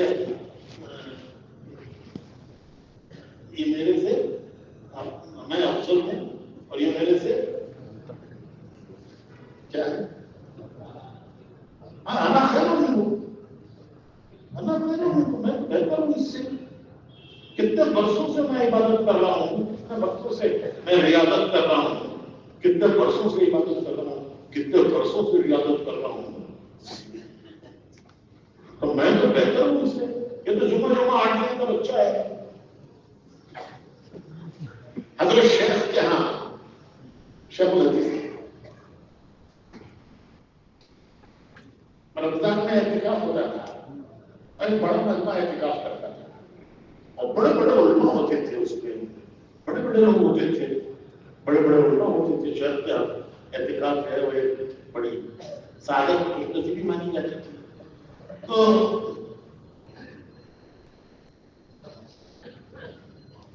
ایک مجلس ہوا کرتی تھی جس میں شیخ تو سب بولتے نہیں تھے زیادہ مولانا عبید اللہ صاحب سے بیان کرا رہے تھے تو ایک دن مولانا عبید اللہ صاحب وہ بڑے البیلے آدمی تھے اتنا ان کو قرآن حدیث مستحضر تھا کہ وہ رو میں جب بیٹھتے تھے تو ایک ہی بات گھنٹوں کرتے تھے تو بڑا استعمال تھا وہ ایک بتا فرمایا کہ دیکھو ہماری زمانے میں ہے وہ اللہ نہج سرایا ہے اللہ نہج سرایا ہے حضور کی حضور نے جو جماعتیں بھیجی ہیں تو کبھی حضور خود تشریف لے گئے اس کو غزوہ کہتے ہیں کبھی حضور نے جماعت بنا کے بھیجی خود تشریف نہیں لے گئے اس کو سریہ کہتے ہیں آپ کو پڑھیں گے قائد صحابہ کوئی بڑا کتاب میں ہوتا ہے قائد صحابہ ہے کہ فلاں سریہ لے گئے ہوا فلاں روز لے گئے ہوا تو غزوہ ہوا ہے جس میں خود حضور تھے سریہ ہوا ہے جس میں حضور کہیں تھے قریب نہیں سوالے ہیں تو مولانا کیا کہتے ہیں آج بناتے تو اللہ نے جس سرایا ہے کہ جماعت ہے حضور لے جیسے صحابہ کو حضور نے بھیجا جماعت حضور نے جماعت میں جا کے بھیجی خود نہیں تھے اور پھر فرماتے تھے کہ ایک تو یہ فرق ہے کہ جس میں حضور تھے وہ غزوہ ہے اور جس میں حضور نہیں تھے وہ سریہ ہے اور ہماری جماعتیں اللہ نے جس سرایا ہے اور پھر فرماتے تھے کہ ایک فرق اور یہ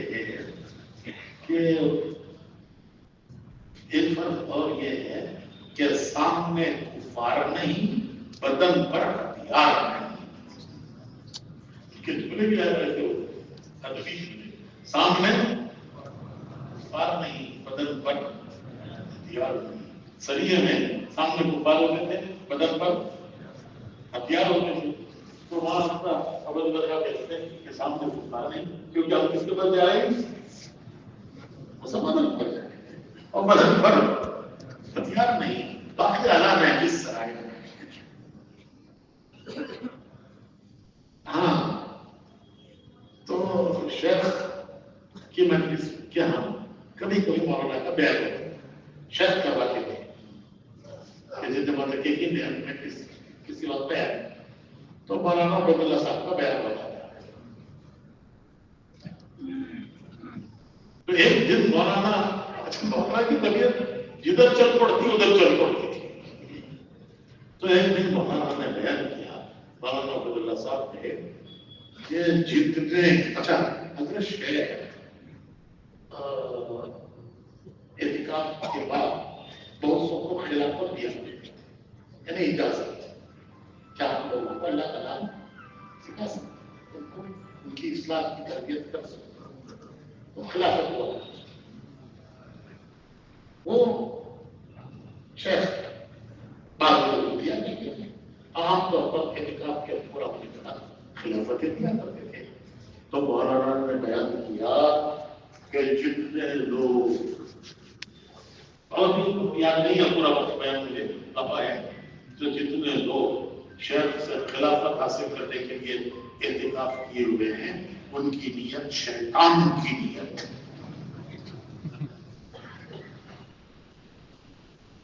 جتنے لوگ شیخ سے خلافت لینے کے لیے اعتکاف کیے ہوئے ہیں ان کی نیت شیطان کی نیت.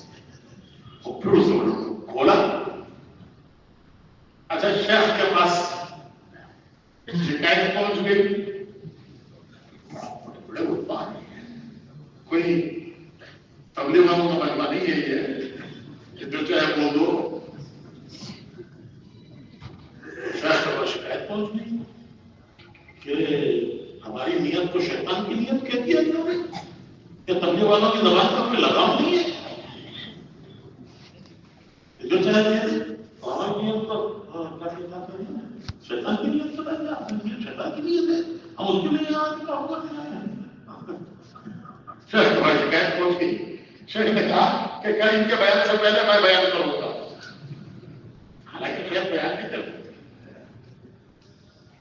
شیخ کا تو ایک حال تھا چہرہ دیکھ کے اللہ یاد آ جاتا. چہرہ دیکھنا ہی تھا. ہمت نہیں ہوتی تھی دو باتیں کرنے کی. تو شیخ نے اگلے دن بیان کیا کہ مولوی عبید اللہ نے جو کہا بالکل ٹھیک کہا.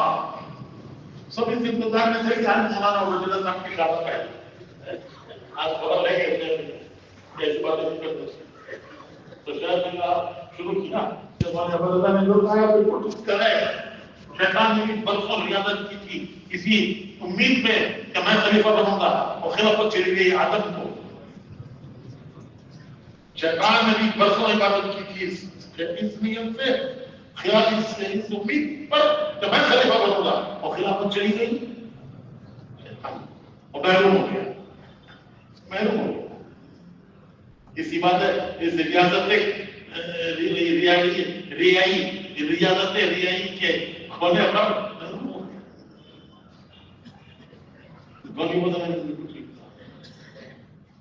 بھائی ہمارے یہاں بھی پرانے دیکھتے ہیں کہ میرا نام شورا میں آیا کہ نہیں آیا.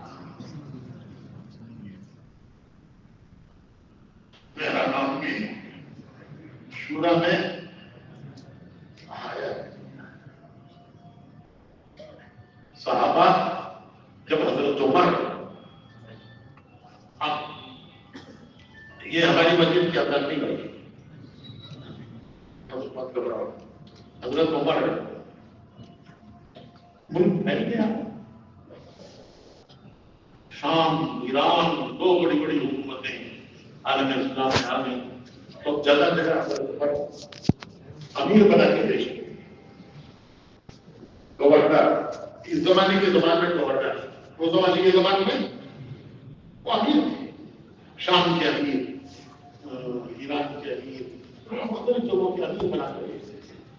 جب کسی صحابی کو بلاتے اور یہ کہتے کہ میں تمہیں فلاں جگہ کا امیر بناتا ہوں، تو وہ کہتے امیر المومنین، دشمنی کرنے کے لیے آپ کو میرے علاوہ کوئی نہیں ملا، سارا مدینہ بھرا ہوا ہے، دشمنی کرنے کے لیے وہی ملا آپ کو؟ یعنی امیر بنانا دشمنی کرنا سمجھتے تھے۔ وہ یہ بھی سمجھتے تھے کہ مجھے کوئی انعام ملا ہے، وہ سمجھتے تھے کہ میرے ساتھ دشمنی کر رہے ہیں یا امیر صاحب، کہ مجھے امیر بنا کے بھیج رہے ہیں، آپ کو کوئی مدینے میں میرے علاوہ کوئی نہیں ملا ہے سامنے۔ تو حضرت عمر تھے تو غصے آ کے کہتے تھے کہ تم سب نے مل کے مجھے ساری امت کا امیر بنا دیا اور تم ایک علاقے کا امیر بننے کے لیے تیار نہیں ہو، تم سب نے مل کر مجھے بنا دیا، پوری امت کا بنا دیا، تم ایک علاقے کا بننے کے لیے تیار نہیں ہو،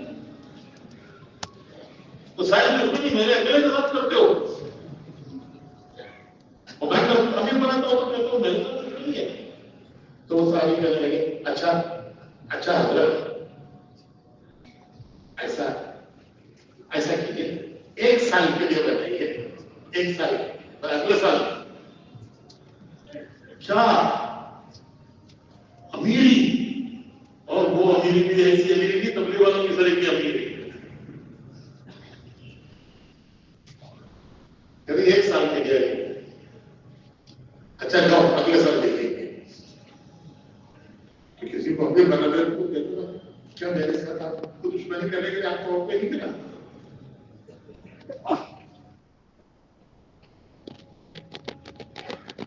حدیث شریف میں آتا ہے کہ جو عہدہ مانگتا ہے اور مانگ کر لیتا ہے اس کے ساتھ مدد نہیں ہوتی، اور جو نہیں مانگتا اسے دیا جاتا ہے اس کے ساتھ اللہ کی غیبی مدد ہوتی ہے۔ نہ چاہے وہ ذمہ داری اسے دی جائے تو اس کے ساتھ مدد ہوتی ہے، وہ کوئی چاہ کر لے تو اس کے ساتھ اس کے معاملے کو اللہ اس کے حوالے کر دیتا ہے، جا تیرا کام تو کر،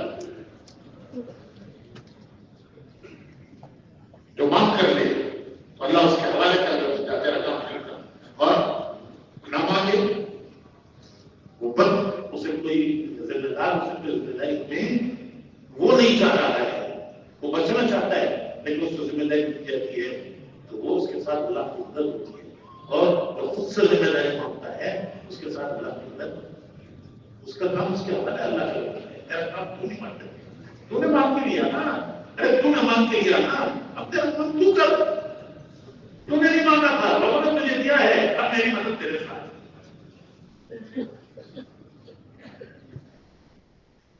تو بھائی اتنا آسان کام ہمارے درجے اللہ تعالیٰ کا درجہ بلند کرے۔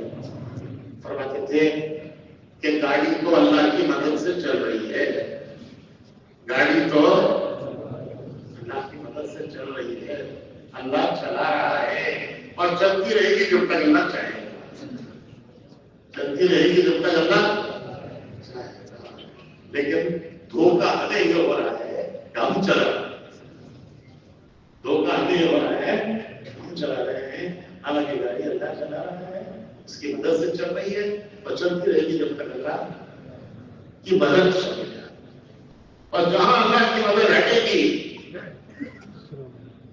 وہاں سے ہچکولے گاڑی ہچکولے کرنا شروع،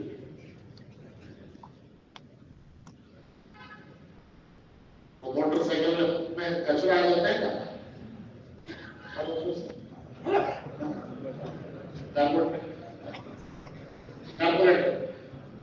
کارپوریٹر میں کچرا آ جاتا ہے تو کک مارو مارو مارو اسٹارٹ نہیں ہوتی، مار مار مار کے تھک جاتا ہے، مارو تو گھر والوں سب بلاتا ہے، سب مل کے تھک گئے، پھر میکینک کے پاس لے گیا تو وہ کارپوریٹر کھول کے بولتا ہے مولوی صاحب کچرا، مولوی صاحب کچرا، پھر اسے صاف کرتا ہے، پھر ایک کک مارتا ہے، گاڑی हमारे नफ्सों का कचरा लगाना है तो फिर वो रब्बुल ने पैदा किया। उसने ये फरमाया कि गाड़ी तो चलती रहेगी, ये तो अल्लाह चला रहा है, तो अल्लाह की मदद चल रही है तो चलती रहेगी जब तक अल्लाह की मदद होगी, और जब अल्लाह की मदद हटेगी तो भी ये गाड़ी मुझको लेगा ना। अल्लाह तो चलाएगा, लेकिन हिचकोले खाने का जरिया हम ना बन गए। खतरे की बात ये है। एक मरतबा हजरत का एक लंबा सफर था, तो मुखीनी की तरफ से मुतालबा था कि सफर से पहले हजरत कुछ नसीहत फरमाए हम लोगों। तो एक दिन मौलाना उमर साहब ने अर्ज किया कि हजरत आज थोड़ा सा वक्त है, सबको जमा कर लिया जाए। तो हजरत को मैं अच्छी बात नहीं बोला, जब सब चाह रहे हैं तो वो फहरिस्त में नाम थे सबके, नाम पढ़ के मौलाना उमर साहब ने किसी के हवाले किया कि सबको जमा हजरत के उजरे। अब मैं इत्तेफाक से वहां बैठा हुआ था। अच्छा, मैं तो कम उम्र था, बच्चा ही था, हर वक्त घुसा रहता था, मुनासिब ना मुनासिब हर वक्त तो घुस जाता था। आपने तो अंदर डर हुआ, ये तो मुखिम, मेरा बेटा इसमें ठीक है कि नहीं है? मैं तो मुखिम में नहीं हूँ, मुखिम को जमा कर दे तो मुझे बेटा मेरा मुनासिब नहीं ना है, लेकिन मैं उठ के जा भी नहीं सकता। पहले से ही ना होता तो मामला आसान था। अब मैं आप माइनस को उठ के चले जाऊँ, तो मैंने मौलाना उमर साहब से पूछा, आहिस्ता से करीब जाके मैं बैठ सकता हूँ या मैं चले जाऊँ? मौलाना उमर साहब ने कहा मैं हजरत से पूछ के बता क्या आदाब थे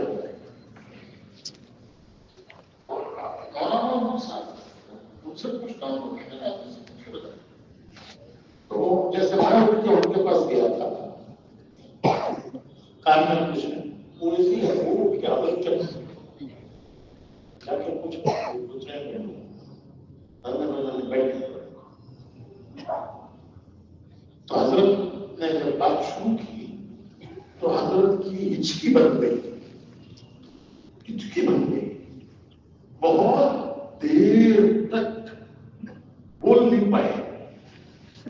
और जब हजरत की सबकी हमारी हिचकियां बन गई, सारों की हिचकियां बन गई। एक ऐसी मजलिस थी कि जिसमें सब हो रहे थे, कोई कुछ बोल नहीं रहा था, ना तो हजरत भी बोल रहे थे ना कोई उसको सुन रहा था, लेकिन हजरत भी हिचकी बनी हुई है, सबकी हिचकियां बनी हुई। बहुत देर के बाद हजरत जी ने खुद अपने आप को संभाला और संभाल कर ये फरमाया, कुछ चंद बातें फरमाई, लंबी बातें चंद बातें फरमाई। उसमें एक बात ये फरमाई कि देखो तुम्हें बताऊं कि मेरी तन्हाई की दुआएं क्या होती हैं। हजरत कभी अपना हाल जाहिर नहीं करते थे, वो तो एक समंदर थे, सब चीज उनके अंदर रह गई थी, कुछ भी पता नहीं चलता था कि अंदर क्या हो रहा है। कभी अपना हाल कभी हजरत जाहिर नहीं करते थे, लेकिन आज कह रहे हैं कि मैं तुम्हें बताऊं कि मेरी तन्हाई की दुआएं क्या होती हैं। फरमाया कि मेरी तन्हाई की दुआएं ये होती हैं, यानी वो मामला जो इनका अल्लाह से है, किसी को खबर नहीं उसकी। आज बता रहे हैं बरसों के बाद किसी को खबर नहीं है उसकी। तो फरमाया कि मेरी अल्लाह से तन्हाई में ये दुआएं होती हैं कि अल्लाह मेरी नहुसत की बिना पर इस काम को जाया न करो। ये मेरे कानों से सुनी हुई बात कह दो कि मेरी नहुसत की बिना पर इस काम को जाया।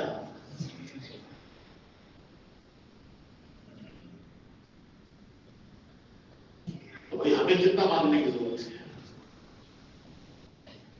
कि हमारी वो कौन सी नसीहत है जिसकी बिना पर काम तो जाया नहीं होगा, हम जाया हो जाएंगे। تو حضرت بڑے کے ان کی بڑوں کی بات بڑی ہوتی ہے. امام کی روٹی کا اثر سب پہ پڑتا ہے، مقتدیوں پہ. مقتدی کی روٹی کا اثر ایک کا دوسرے پہ نہیں پڑتا.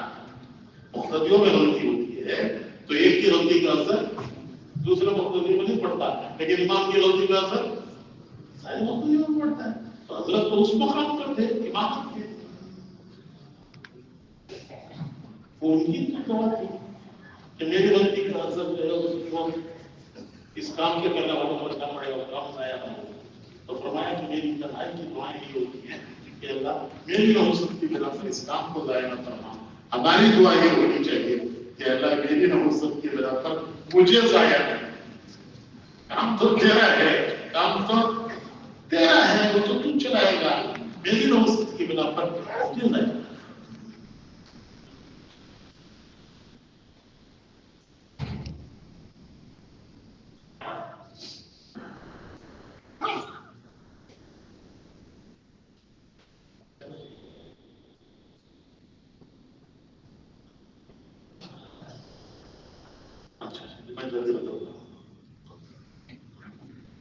دو باتیں ہمارے علی صاحب کہا کرتے تھے. ہاں، ایک تو یہ ہے کہ کوئی حیثیت اور مقام مانگنا نہیں. کوئی حیثیت مقام مانگ کر لیا گیا تو حدیث میں آتا ہے کہ اس کا کام اللہ اس کے حوالے کر دیتا ہے. اور ہم نے جو مانگا، ہمیں کوئی اور ذمہ داری دی گئی مشورے سے، تو اللہ سے دعا مانگنا کہ اللہ میں نے نہیں چاہا تھا، انہوں نے میرے اوپر یہ ذمہ داری ڈالی ہے، تو میری مدد فرما. تو اللہ کی اس کے ساتھ مدد ہوتی. ایک بات. دوسری بات، کام کرنے والوں کے سب ذہن میں تجویزیں آنی چاہیے. کام کر رہا ہے اس کے ذہن میں تجویز آتی ہے تو تجویز آنی چاہیے. وہ غلط نہیں ہے تجویز آنا. اگر کوئی تجویز ذہن میں آئے کام کے نفع کی اور فائدے کی تو اس کو مشورے میں رکھیں. اسے چالو نہ کرے، اسے چالو نہ کرے. کوئی بات ذہن میں آ گئی فوراً چالو نہ کرے. کسی بھی سطح کا آدمی ہو، کوئی بات اس کے ذہن میں آ گئی وہ چالو نہ کرے، مشورے میں رکھے. اگر مشورے والے بھی راضی ہو جائیں تو ٹھیک ہے. اور اگر مشورے والوں کی رائے نہ بنے، ایک بات آپ کے ذہن میں آئی، آپ نے مشورے رکھی، آپ کے ساتھی راضی نہیں ہے اس سے، آپ کی رائے سے وہ راضی نہیں ہے، تو آپ کے دل میں آئی، ان کے دل میں نہیں آ رہی ہے، تو ان کے دل میں کون نہیں ڈال رہا ہے؟ ان کے دل میں کون نہیں ڈال رہا ہے؟ ان کے دل میں نہیں ڈال رہا ہے. اگر اللہ کو منظور ہوتا اللہ ان کے دل میں ڈال دیتا. اللہ کو منظور نہیں ہے، ان کے دل میں نہیں آ رہی ہے. اب ہم کیا کرتے ہیں؟ اب اس کے اسرار، حکمتیں ساتھیوں کو سمجھاتے ہیں. دیکھو کیسی اچھی بات ہے، کتنا فائدہ ہے، کتنا اس سے نفع ہو سکتا ہے، کتنا سمجھا رہا ہوں. یہ میرے ساتھی سمجھتے نہیں. اللہ نے تم کو ایک ہی عقل دی ہے، دوسروں کو کسی کو عقل نہیں دی. جیسے بڑے بیٹھے ہیں،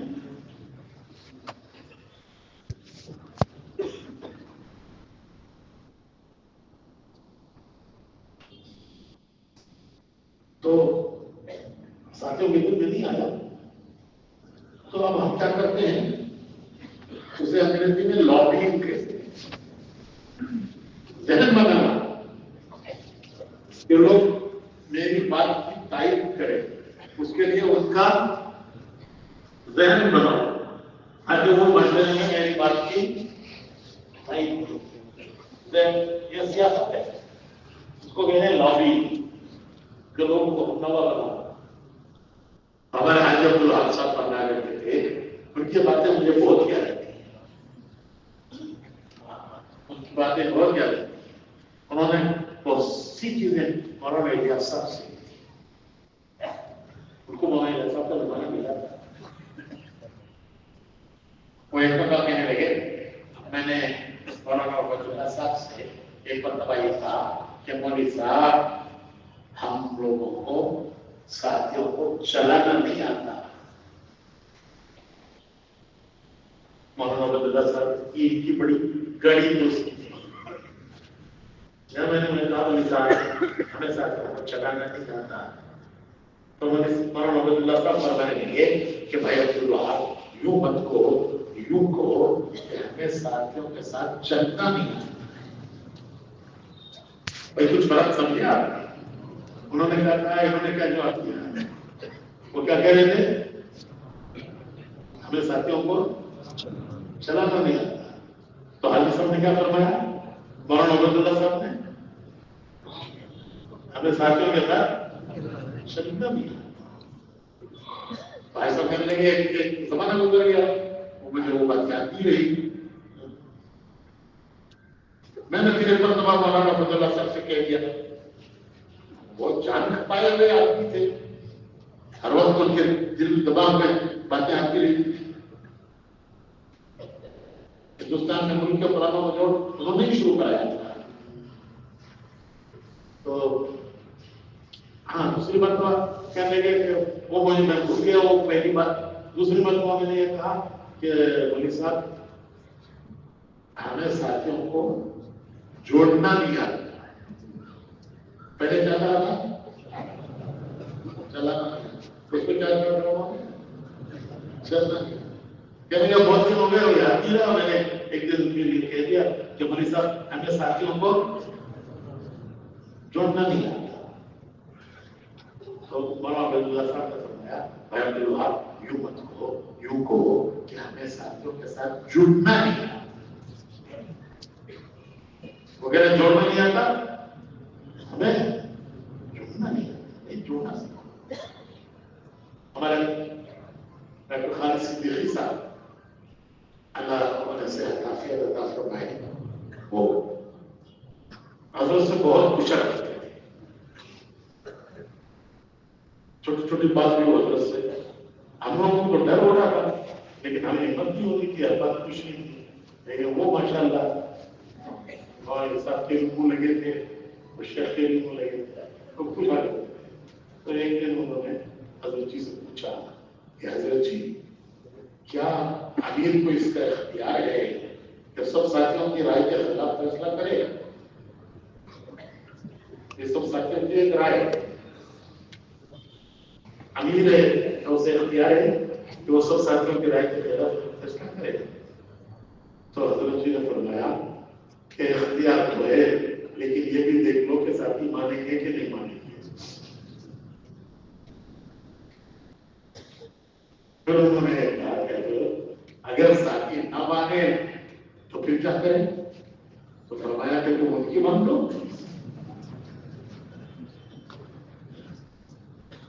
پوچھا تھا کہ کیا یہ بات ہے کہ ساتھی کی رائے کے خلاف فیصلہ کرے؟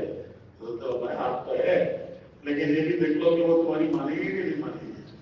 تو پھر انہوں نے پوچھا کہ تم کو نہ مانے تو کیا کرے؟ تو فرمایا کہ بھائی تم ان کی مان لو.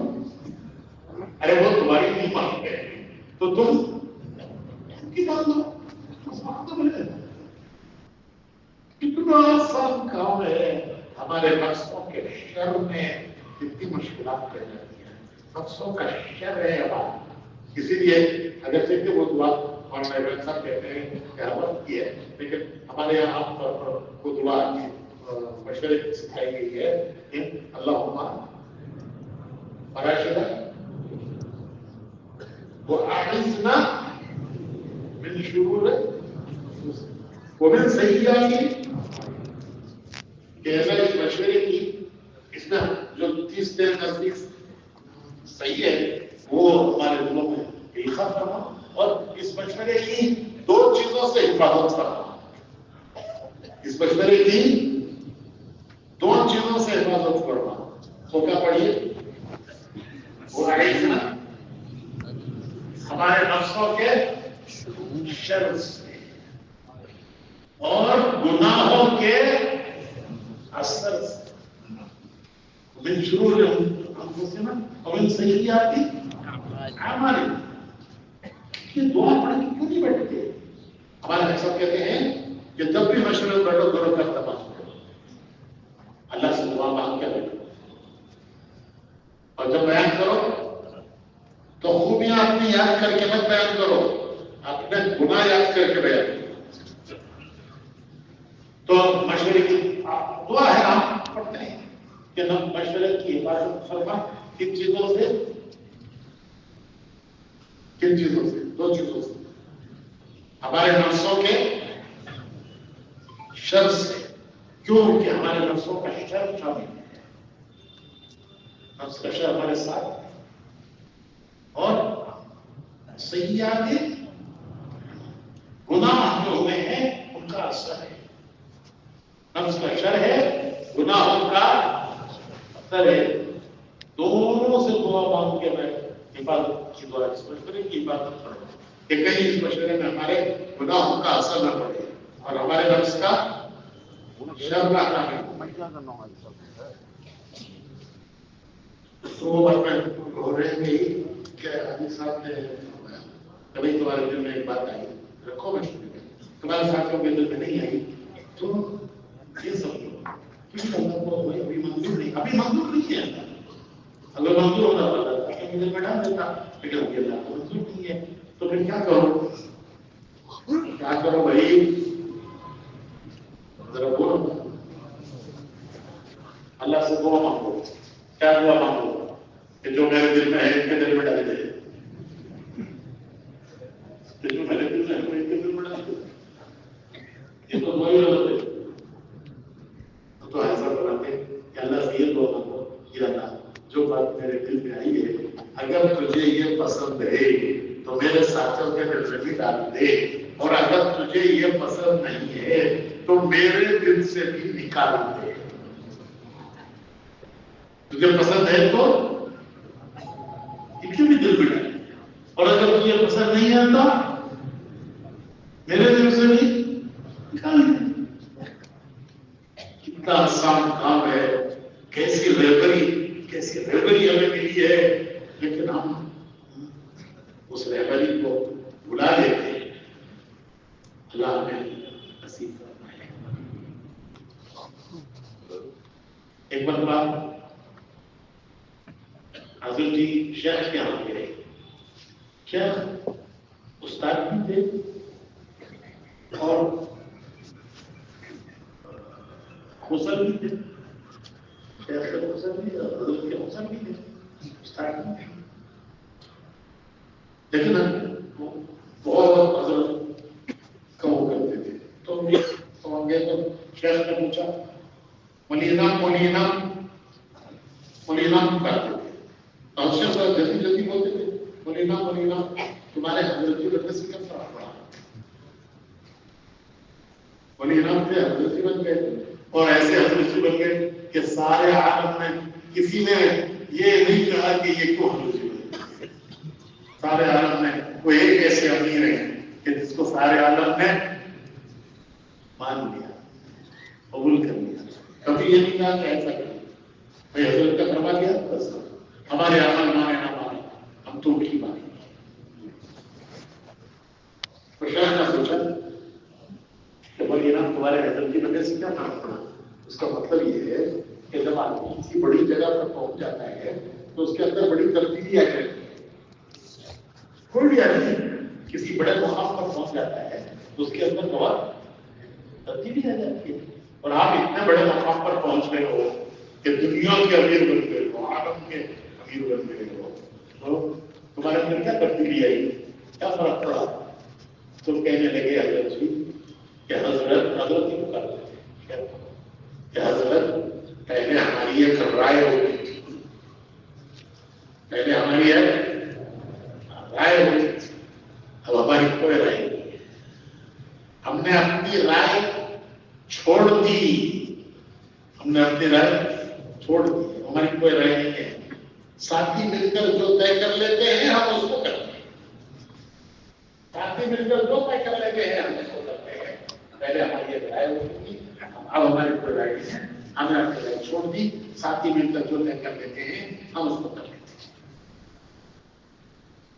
کتنا بڑا مقام ہے، تو معمولی مقام نہیں ہے، اتنے بڑے مقام پر پہنچ کر رائے چھوڑ دے. اور ہم جتنے ہمارے پرانے بیٹھے سب گواہ ہیں اس کے کہ کوئی چیز حضرت نے فوراً فیصلہ نہیں کیا آتی کہ یوں کر لو یوں کر لو یوں کر لو یوں کر لو. کوئی مسئلہ آیا کبھی کل مشورے میں رکھ لو, کوئی بات آئی نہیں کل مشورے میں رکھ لو, اور مشورے کے بعد ہو گئی اور حضرت کے پاس پیش کی کہ حضرت ساتھیوں کی یہ رائے ہو رہی ہے. اور ہمیشہ کا جواب یہ تھا کہ اللہ بھائی اس میں خیر بھائی اب تمہاری سب کی رائے ہے تو اللہ اس میں خیر کرنا ہے, اللہ اس میں برکت کرنا ہے. کبھی یہ نہیں کہا کہ کیوں کیا, ایسا کیوں کرتے ہو, ایسا کیوں نہیں کیا, کبھی ہم نے تو اپنی زندگی میں کبھی نہیں کیا. یہ سنا اللہ صاحب بیٹھے اسی زمانے کے لوگوں نے بلکہ آپ سے پرانے پوچھو ان سے کبھی کہ حضرت نے کبھی کہا ہو مشورہ چھوٹی سی مشورہ مساکیوں میں مشورہ کر دیا تو جو مشورہ کیا حضرت کے پاس بیٹھ کیا تو بھائی اللہ جب سب کی بھائی رائے ہے تو بھائی اللہ اس کو کرتے ہیں, اللہ اس کا قبول کرتا ہے. ہمارے بڑوں کی یہ ہمارے بڑوں کا یہ نہج ہے, یہ ان کی اقتدا ہے, اقتدا ان کے پیچھے چلنا. ہم نے تو پوری زندگی میں دیکھا کہ وہاں حضرت مولانا صاحب بیان کر کے آتے تھے, 2.5 گھنٹے 3 گھنٹے بیان ہوتا تھا, آ کر بیٹھتے تھے, ناشتہ ہوتا تھا, چائے ہوتی تھی, اور اس زمانے میں 10 12 15 خواص ہوتے تھے, بھرو والا تو کوئی ہوتا نہیں تھا, تو ان کو حضرت اپنے پاس ناشتے میں بلاتے تھے. اور تو حضرت بیان کر کے آئے اور ابھی ناشتے میں بیٹھے, اس کے بعد مشورہ ہوتا تھا. مشورے کا ملکوں سے کوئی آیا ہے, کوئی علاقوں سے آئے ہیں, ان کے حکم ہیں, تو حضرت بھائی مولوی امام کو بلاؤ. ایک آدمی گیا بلا نے, وہ ابھی آیا نہیں, دوسرے کو بھیج دیا, جاؤ بھائی مولوی امام کو بلاؤ. دوسرا گیا آیا نہیں, تیسرے کو بھیج دیا. ہم لوگ حیران ہو کے دیکھتے تھے یہ کون بزرگ ہے, 3 آدمی بلانے جا رہے ہیں, اور وہ شہزادے کی طرح شہزادے کی جلدے والا امام صاحب, شہر کی نگاہ نہیں چلتی تھی ان کے, شہر پہ نگاہ جمع کوئی دیکھ نہیں رہا تھا, تو شہزادے کی طرح آتے تھے. ہم سوچتے تھے یہ کون بزرگ ہے, نہ بیان کرتے ہیں نہ دعا مانگتے ہیں, کچھ بھی کرتے پان کھاتے رہتے ہیں. اور حضرت 3 آدمیوں میں ملتے ان کو بلاتے. تو ایک دن فرمایا کہ میں ان کے مشورے کے بغیر کوئی بات نہیں کرتا, اس لیے کہ جتنا انہوں نے مولانا الیاس صاحب کو سنا ہے میں نے نہیں سنا. میرا یہی مزاج تھا, میں کتابوں میں لگا رہتا تھا, اور یہ مولانا الیاس صاحب کے ساتھ سائے کی طرح لگے رہتے تھے, جیسے سایہ الگ نہیں ہو. اس لیے انہوں نے جتنا ہمارے الیاس صاحب کو سنا ہے میں نے نہیں سنا, لیکن ان کے مشورے کے بغیر کوئی کام نہیں. تو بھائی اللہ تعالیٰ ہمیں توفیق ہماری حفاظت کرتا ہے, ہمیں اپنی حفاظت کرنا کہ ہمارے ذریعے سے اس عظیم اور عالی عمل کو ہمارے ذریعے سے کوئی نقصان نہ پہنچے. اس پاک عمل کو ہماری وجہ سے کوئی دھبا نہ, اللہ حفاظت کرتا ہے. وہ چند امور جو صورت میں کہے گئے تھے میں دوبارہ دوہرا دیتا ہوں, اگرچہ کہ بہت سی تفصیل پہلے آ چکی ہے, زیادہ اور تفصیل میں جانے کی ضرورت نہیں ہے. بس میں ان چند امور کو دوہرا دیتا ہوں, اور پھر آپ صبح وار بیٹھ گئی اور بیٹھ کر ان کو کس طرح سے چالو کرنا ہے, کیسے نامز کرنا ہے, اس کی ترتیب بنانی ہے, یہاں سے لے کر جائیں.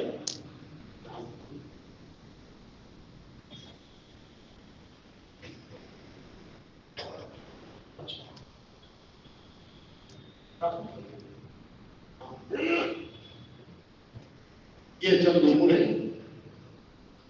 مختصر سے میں عرض کر دیتا ہوں کیونکہ یہ تو تفصیل آ چکی ہے. تھوڑی سی پہلا کام, دوسرا کام, تیسرا کام, ذرا سا پہلے کو تیسرا, تیسرے کو دوسرا, وہ اس کی کیا کہنا چاہیے جو ترتیب ہے اس کے اعتبار سے اس کو آگے پیچھے کیا گیا ہے، باقی کام نہیں ہے۔ تو پہلا کام ہے ہر مسجد والے اپنے پرانے ساتھیوں کے چلے 3 چلے اس کا مہینہ اور تاریخ اور سیروں کا ہفتہ طے کر کے پھر اس کے بعد تباہ کرائیں تاکہ ان کے روزانہ ماہانہ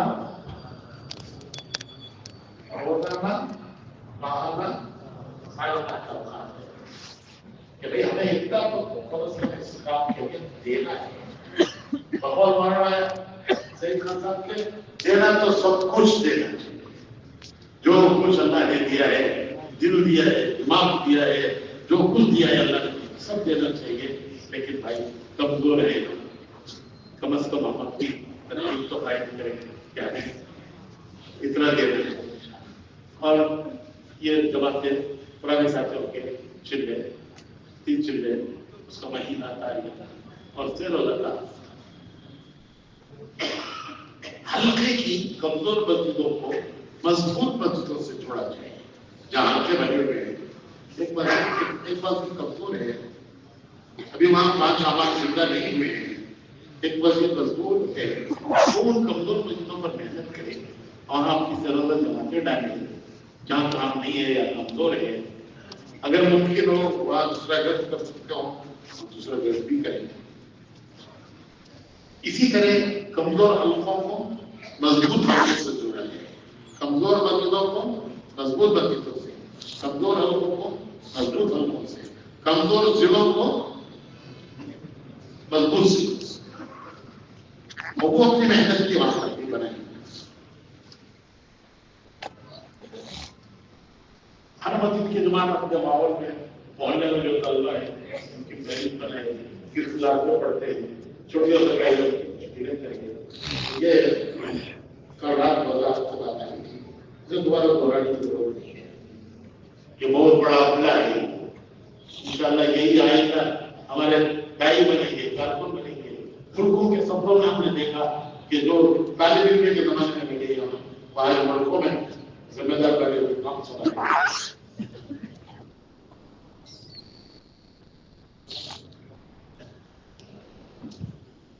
واسطے چھٹیوں کا کیریٹ سال بھر میں کب کب چھٹیاں ہوتی ہیں تاکہ اس سے پہلے ان کی تشکیلیں کر کے جماعتیں ان کی بنائی جائیں۔ وہ کیریٹ بنے ہوئے ہیں، صوبے کے اعتبار سے کچھ تھوڑی آگے پیچھے کرنا پڑتا ہے، وہ آپ کو دیں گے انشاءاللہ۔ ایسے پروفیشنل ہمارے یہاں صرف شہر میں ہمارے ساتھیوں نے حساب لگا کے بتایا کہ جو مختلف کمپنیاں ہیں سافٹ ویئر کی، کمپیوٹر کی، 3.5 لاکھ نوجوانوں پہ کام کرتے ہیں۔ صرف شہر کی بات کر رہا ہوں، کتنے 3.5 لاکھ۔ الحمدللہ ہمارے ساتھی بہت محنت کرتے ہیں، اللہ کا شکر ہے۔ وہ ہفتے ایک بار کے دن 8 گھنٹے لگتے 3 دن کے علاوہ سنی سے اتوار کو 8 گھنٹے لگا کے ملاقات کرتے ہیں۔ اس سب کے باوجود ان کا کہنا یہ تھا کہ ہم صرف 50,000 تک پہنچے اور کل کتنے ہیں تو 5 گھنٹے ایک حصہ، اور اس کی برکت سے ہماری 6 جماعتیں امریکہ رہی ہیں، ایک جماعت ابھی پرسوں آئی ہے، اور ہم نے کہا اور افریقہ ایسی جماعتیں بھیجو جنہوں نے نہ ٹرانسلیٹ مانگا، نہ ڈرائیور مانگا، نہ گاڑی مانگی، کچھ نہیں مانگا۔ انہوں نے کہا کہ بس ہمارے پاس کیا وہ مجھے لوکیشن، ہاں ہم لوکیشن دیکھ لیں گے، ہم خود پہنچ جائیں گے وہاں۔ تو خطا ہے ان کا، ایسی جماعت ڈرائیور نہیں مانگا، گاڑی نہیں مانگی۔ میں یہ کہہ رہا ہوں کہ انہوں نے استحقاق ہے، محنت پہ ان کو لگایا ہے، چھوڑا رکھیں گے، اور یہ سب پلین بلیک بورڈ ہے، ان کو کوئی جھگڑے نہیں ہے۔ ان کی چھٹیاں طلبہ کی چھٹیوں کے ساتھ ہوتی ہیں، تو طلبہ کو ان کو ایک آدھ پرانے کو ایک دو پرانوں کو لگاتے ہیں، یہ جماعت ہے۔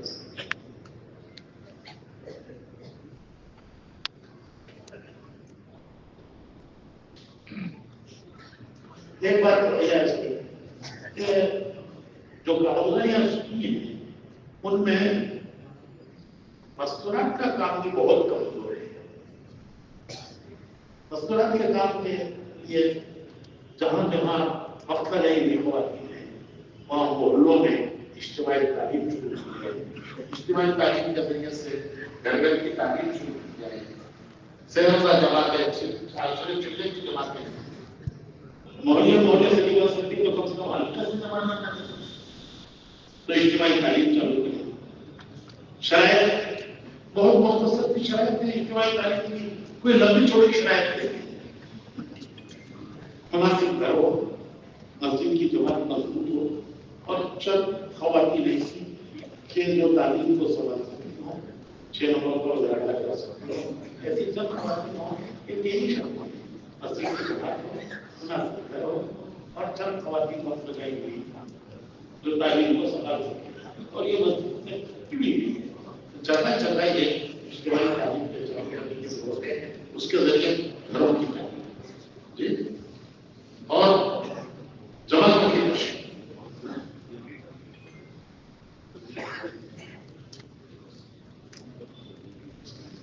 شرائط پوری کرنے کی کوشش کریں. اشرا بھی لگانے خواتین اور انہیں استعداد ہو کتاب کی اور یہ باتوں کو بنا کریں تو وہ بھی جا سکتے. جب تک یہ حقیقت نہیں ہے کسی کے علاوہ چھوٹے چھوٹے گاؤں میں بستیاں ہیں وہاں ابھی تک کسی روزگاری نہیں ملی ہے تو جماعت کو ہم جب جائے مقامی ہو یا باہر ہو اور جب جماعت پہنچ جائے تو کسی وقت 1-2 گھنٹے کے لیے خواتین کو مقامی لوگوں کے مشورے سے کسی طرح میں جوڑ کر اس جماعت میں اگر کوئی مناسب بات کرنے والا خواتین میں ہے تو وہ جا کر 1-2 گھنٹے ان میں بات کریں گے. یہ پہلے بھی ہوتا تھا, بہت دنوں سے چیز ہو گئی ہے. ایسی جگہوں پر جہاں اجتماعی تعلیم کا نظام نہیں ہے, جہاں ہے اللہ سے کوئی مسئلہ نہیں, جہاں نہیں ہے مقامی لوگوں کے اور جواب میں جو مناسب بات خواتین کر سکتے ہیں تو 1-2 گھنٹے کے لیے اس کو جوڑ کر بات کر لیں تاکہ خواتین استعداد پیدا ہو جائے اجتماعی تعلیم اور جماعت کی.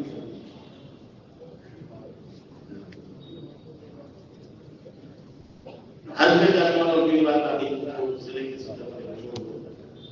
یہ ساری چیزیں ان کی تنفیذ کرنا تو اس کے لیے صبح کے سمے اپنے اضلاع میں سفر کر کے ان باتوں کی تنفیذ کریں اور اپنے مقام پر اپنی مسجد کو وقت دیں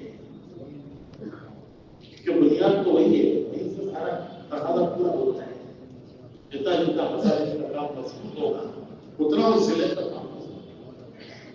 تو یہ چند باتیں ہیں اس کی ترتیب بدلنا ہے. تو آپ بتائیے کیا ابھی بدلیں گے یا زور پڑھ کے رکھیں گے؟ ابھی بیٹھے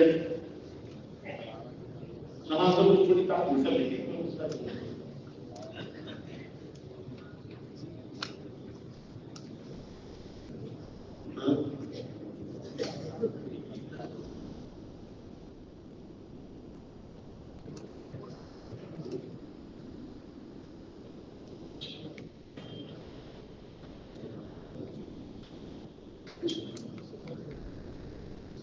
یہ رائے ہو رہی ہے کہ ابھی نماز پڑھی ہے اور نماز پڑھ کر پھر صبح وقت بیٹھے اور صبح وقت بیٹھ کر ان چیزوں کی ترتیب بنا لیں. بھائی کتنا ہمارے یہاں چالو ہوا ہے, کتنا باقی ہے, جو باقی ہے وہ کیسے ہمیں پورا کرنا ہے, جیسا کہ کتنا ہوا ہے. ان باقی ایک عمل اس میں مستورات کا صحیح ہے, باقی 5 وہی ہیں جو صورت میں تھی, ایک مستورات کا صحیح اور وہ بھی کوئی نہیں چیز نہیں ہے. تو کتنا ہوا کتنا باقی ہے وہ کیسے کریں گے, ہم اپنے اسٹوڈنٹ ہیں اس کو تنفیذ کیسے زور کے بعد پھر جوڑیں گے نماز پڑھ کے تو خود یاد کریں اور ہلکا بنانے کی ترتیب بنائیں اور علماء کا حلقہ نیچے کی منزل اس کے نیچے کی منزل میں، اس کے نیچے کی منزل میں کوئی حلقہ نہ بنائے، سارے حلقے یہی بن سکتے ہیں، کوئی ایک دو حلقے اوپر بھی بن سکتے ہیں، اس کے نیچے کی منزل میں حلقہ ہے وہاں بنائے۔ ایک ایک ذمہ دار آپ کا بھائی سلامت سے یہ حلقے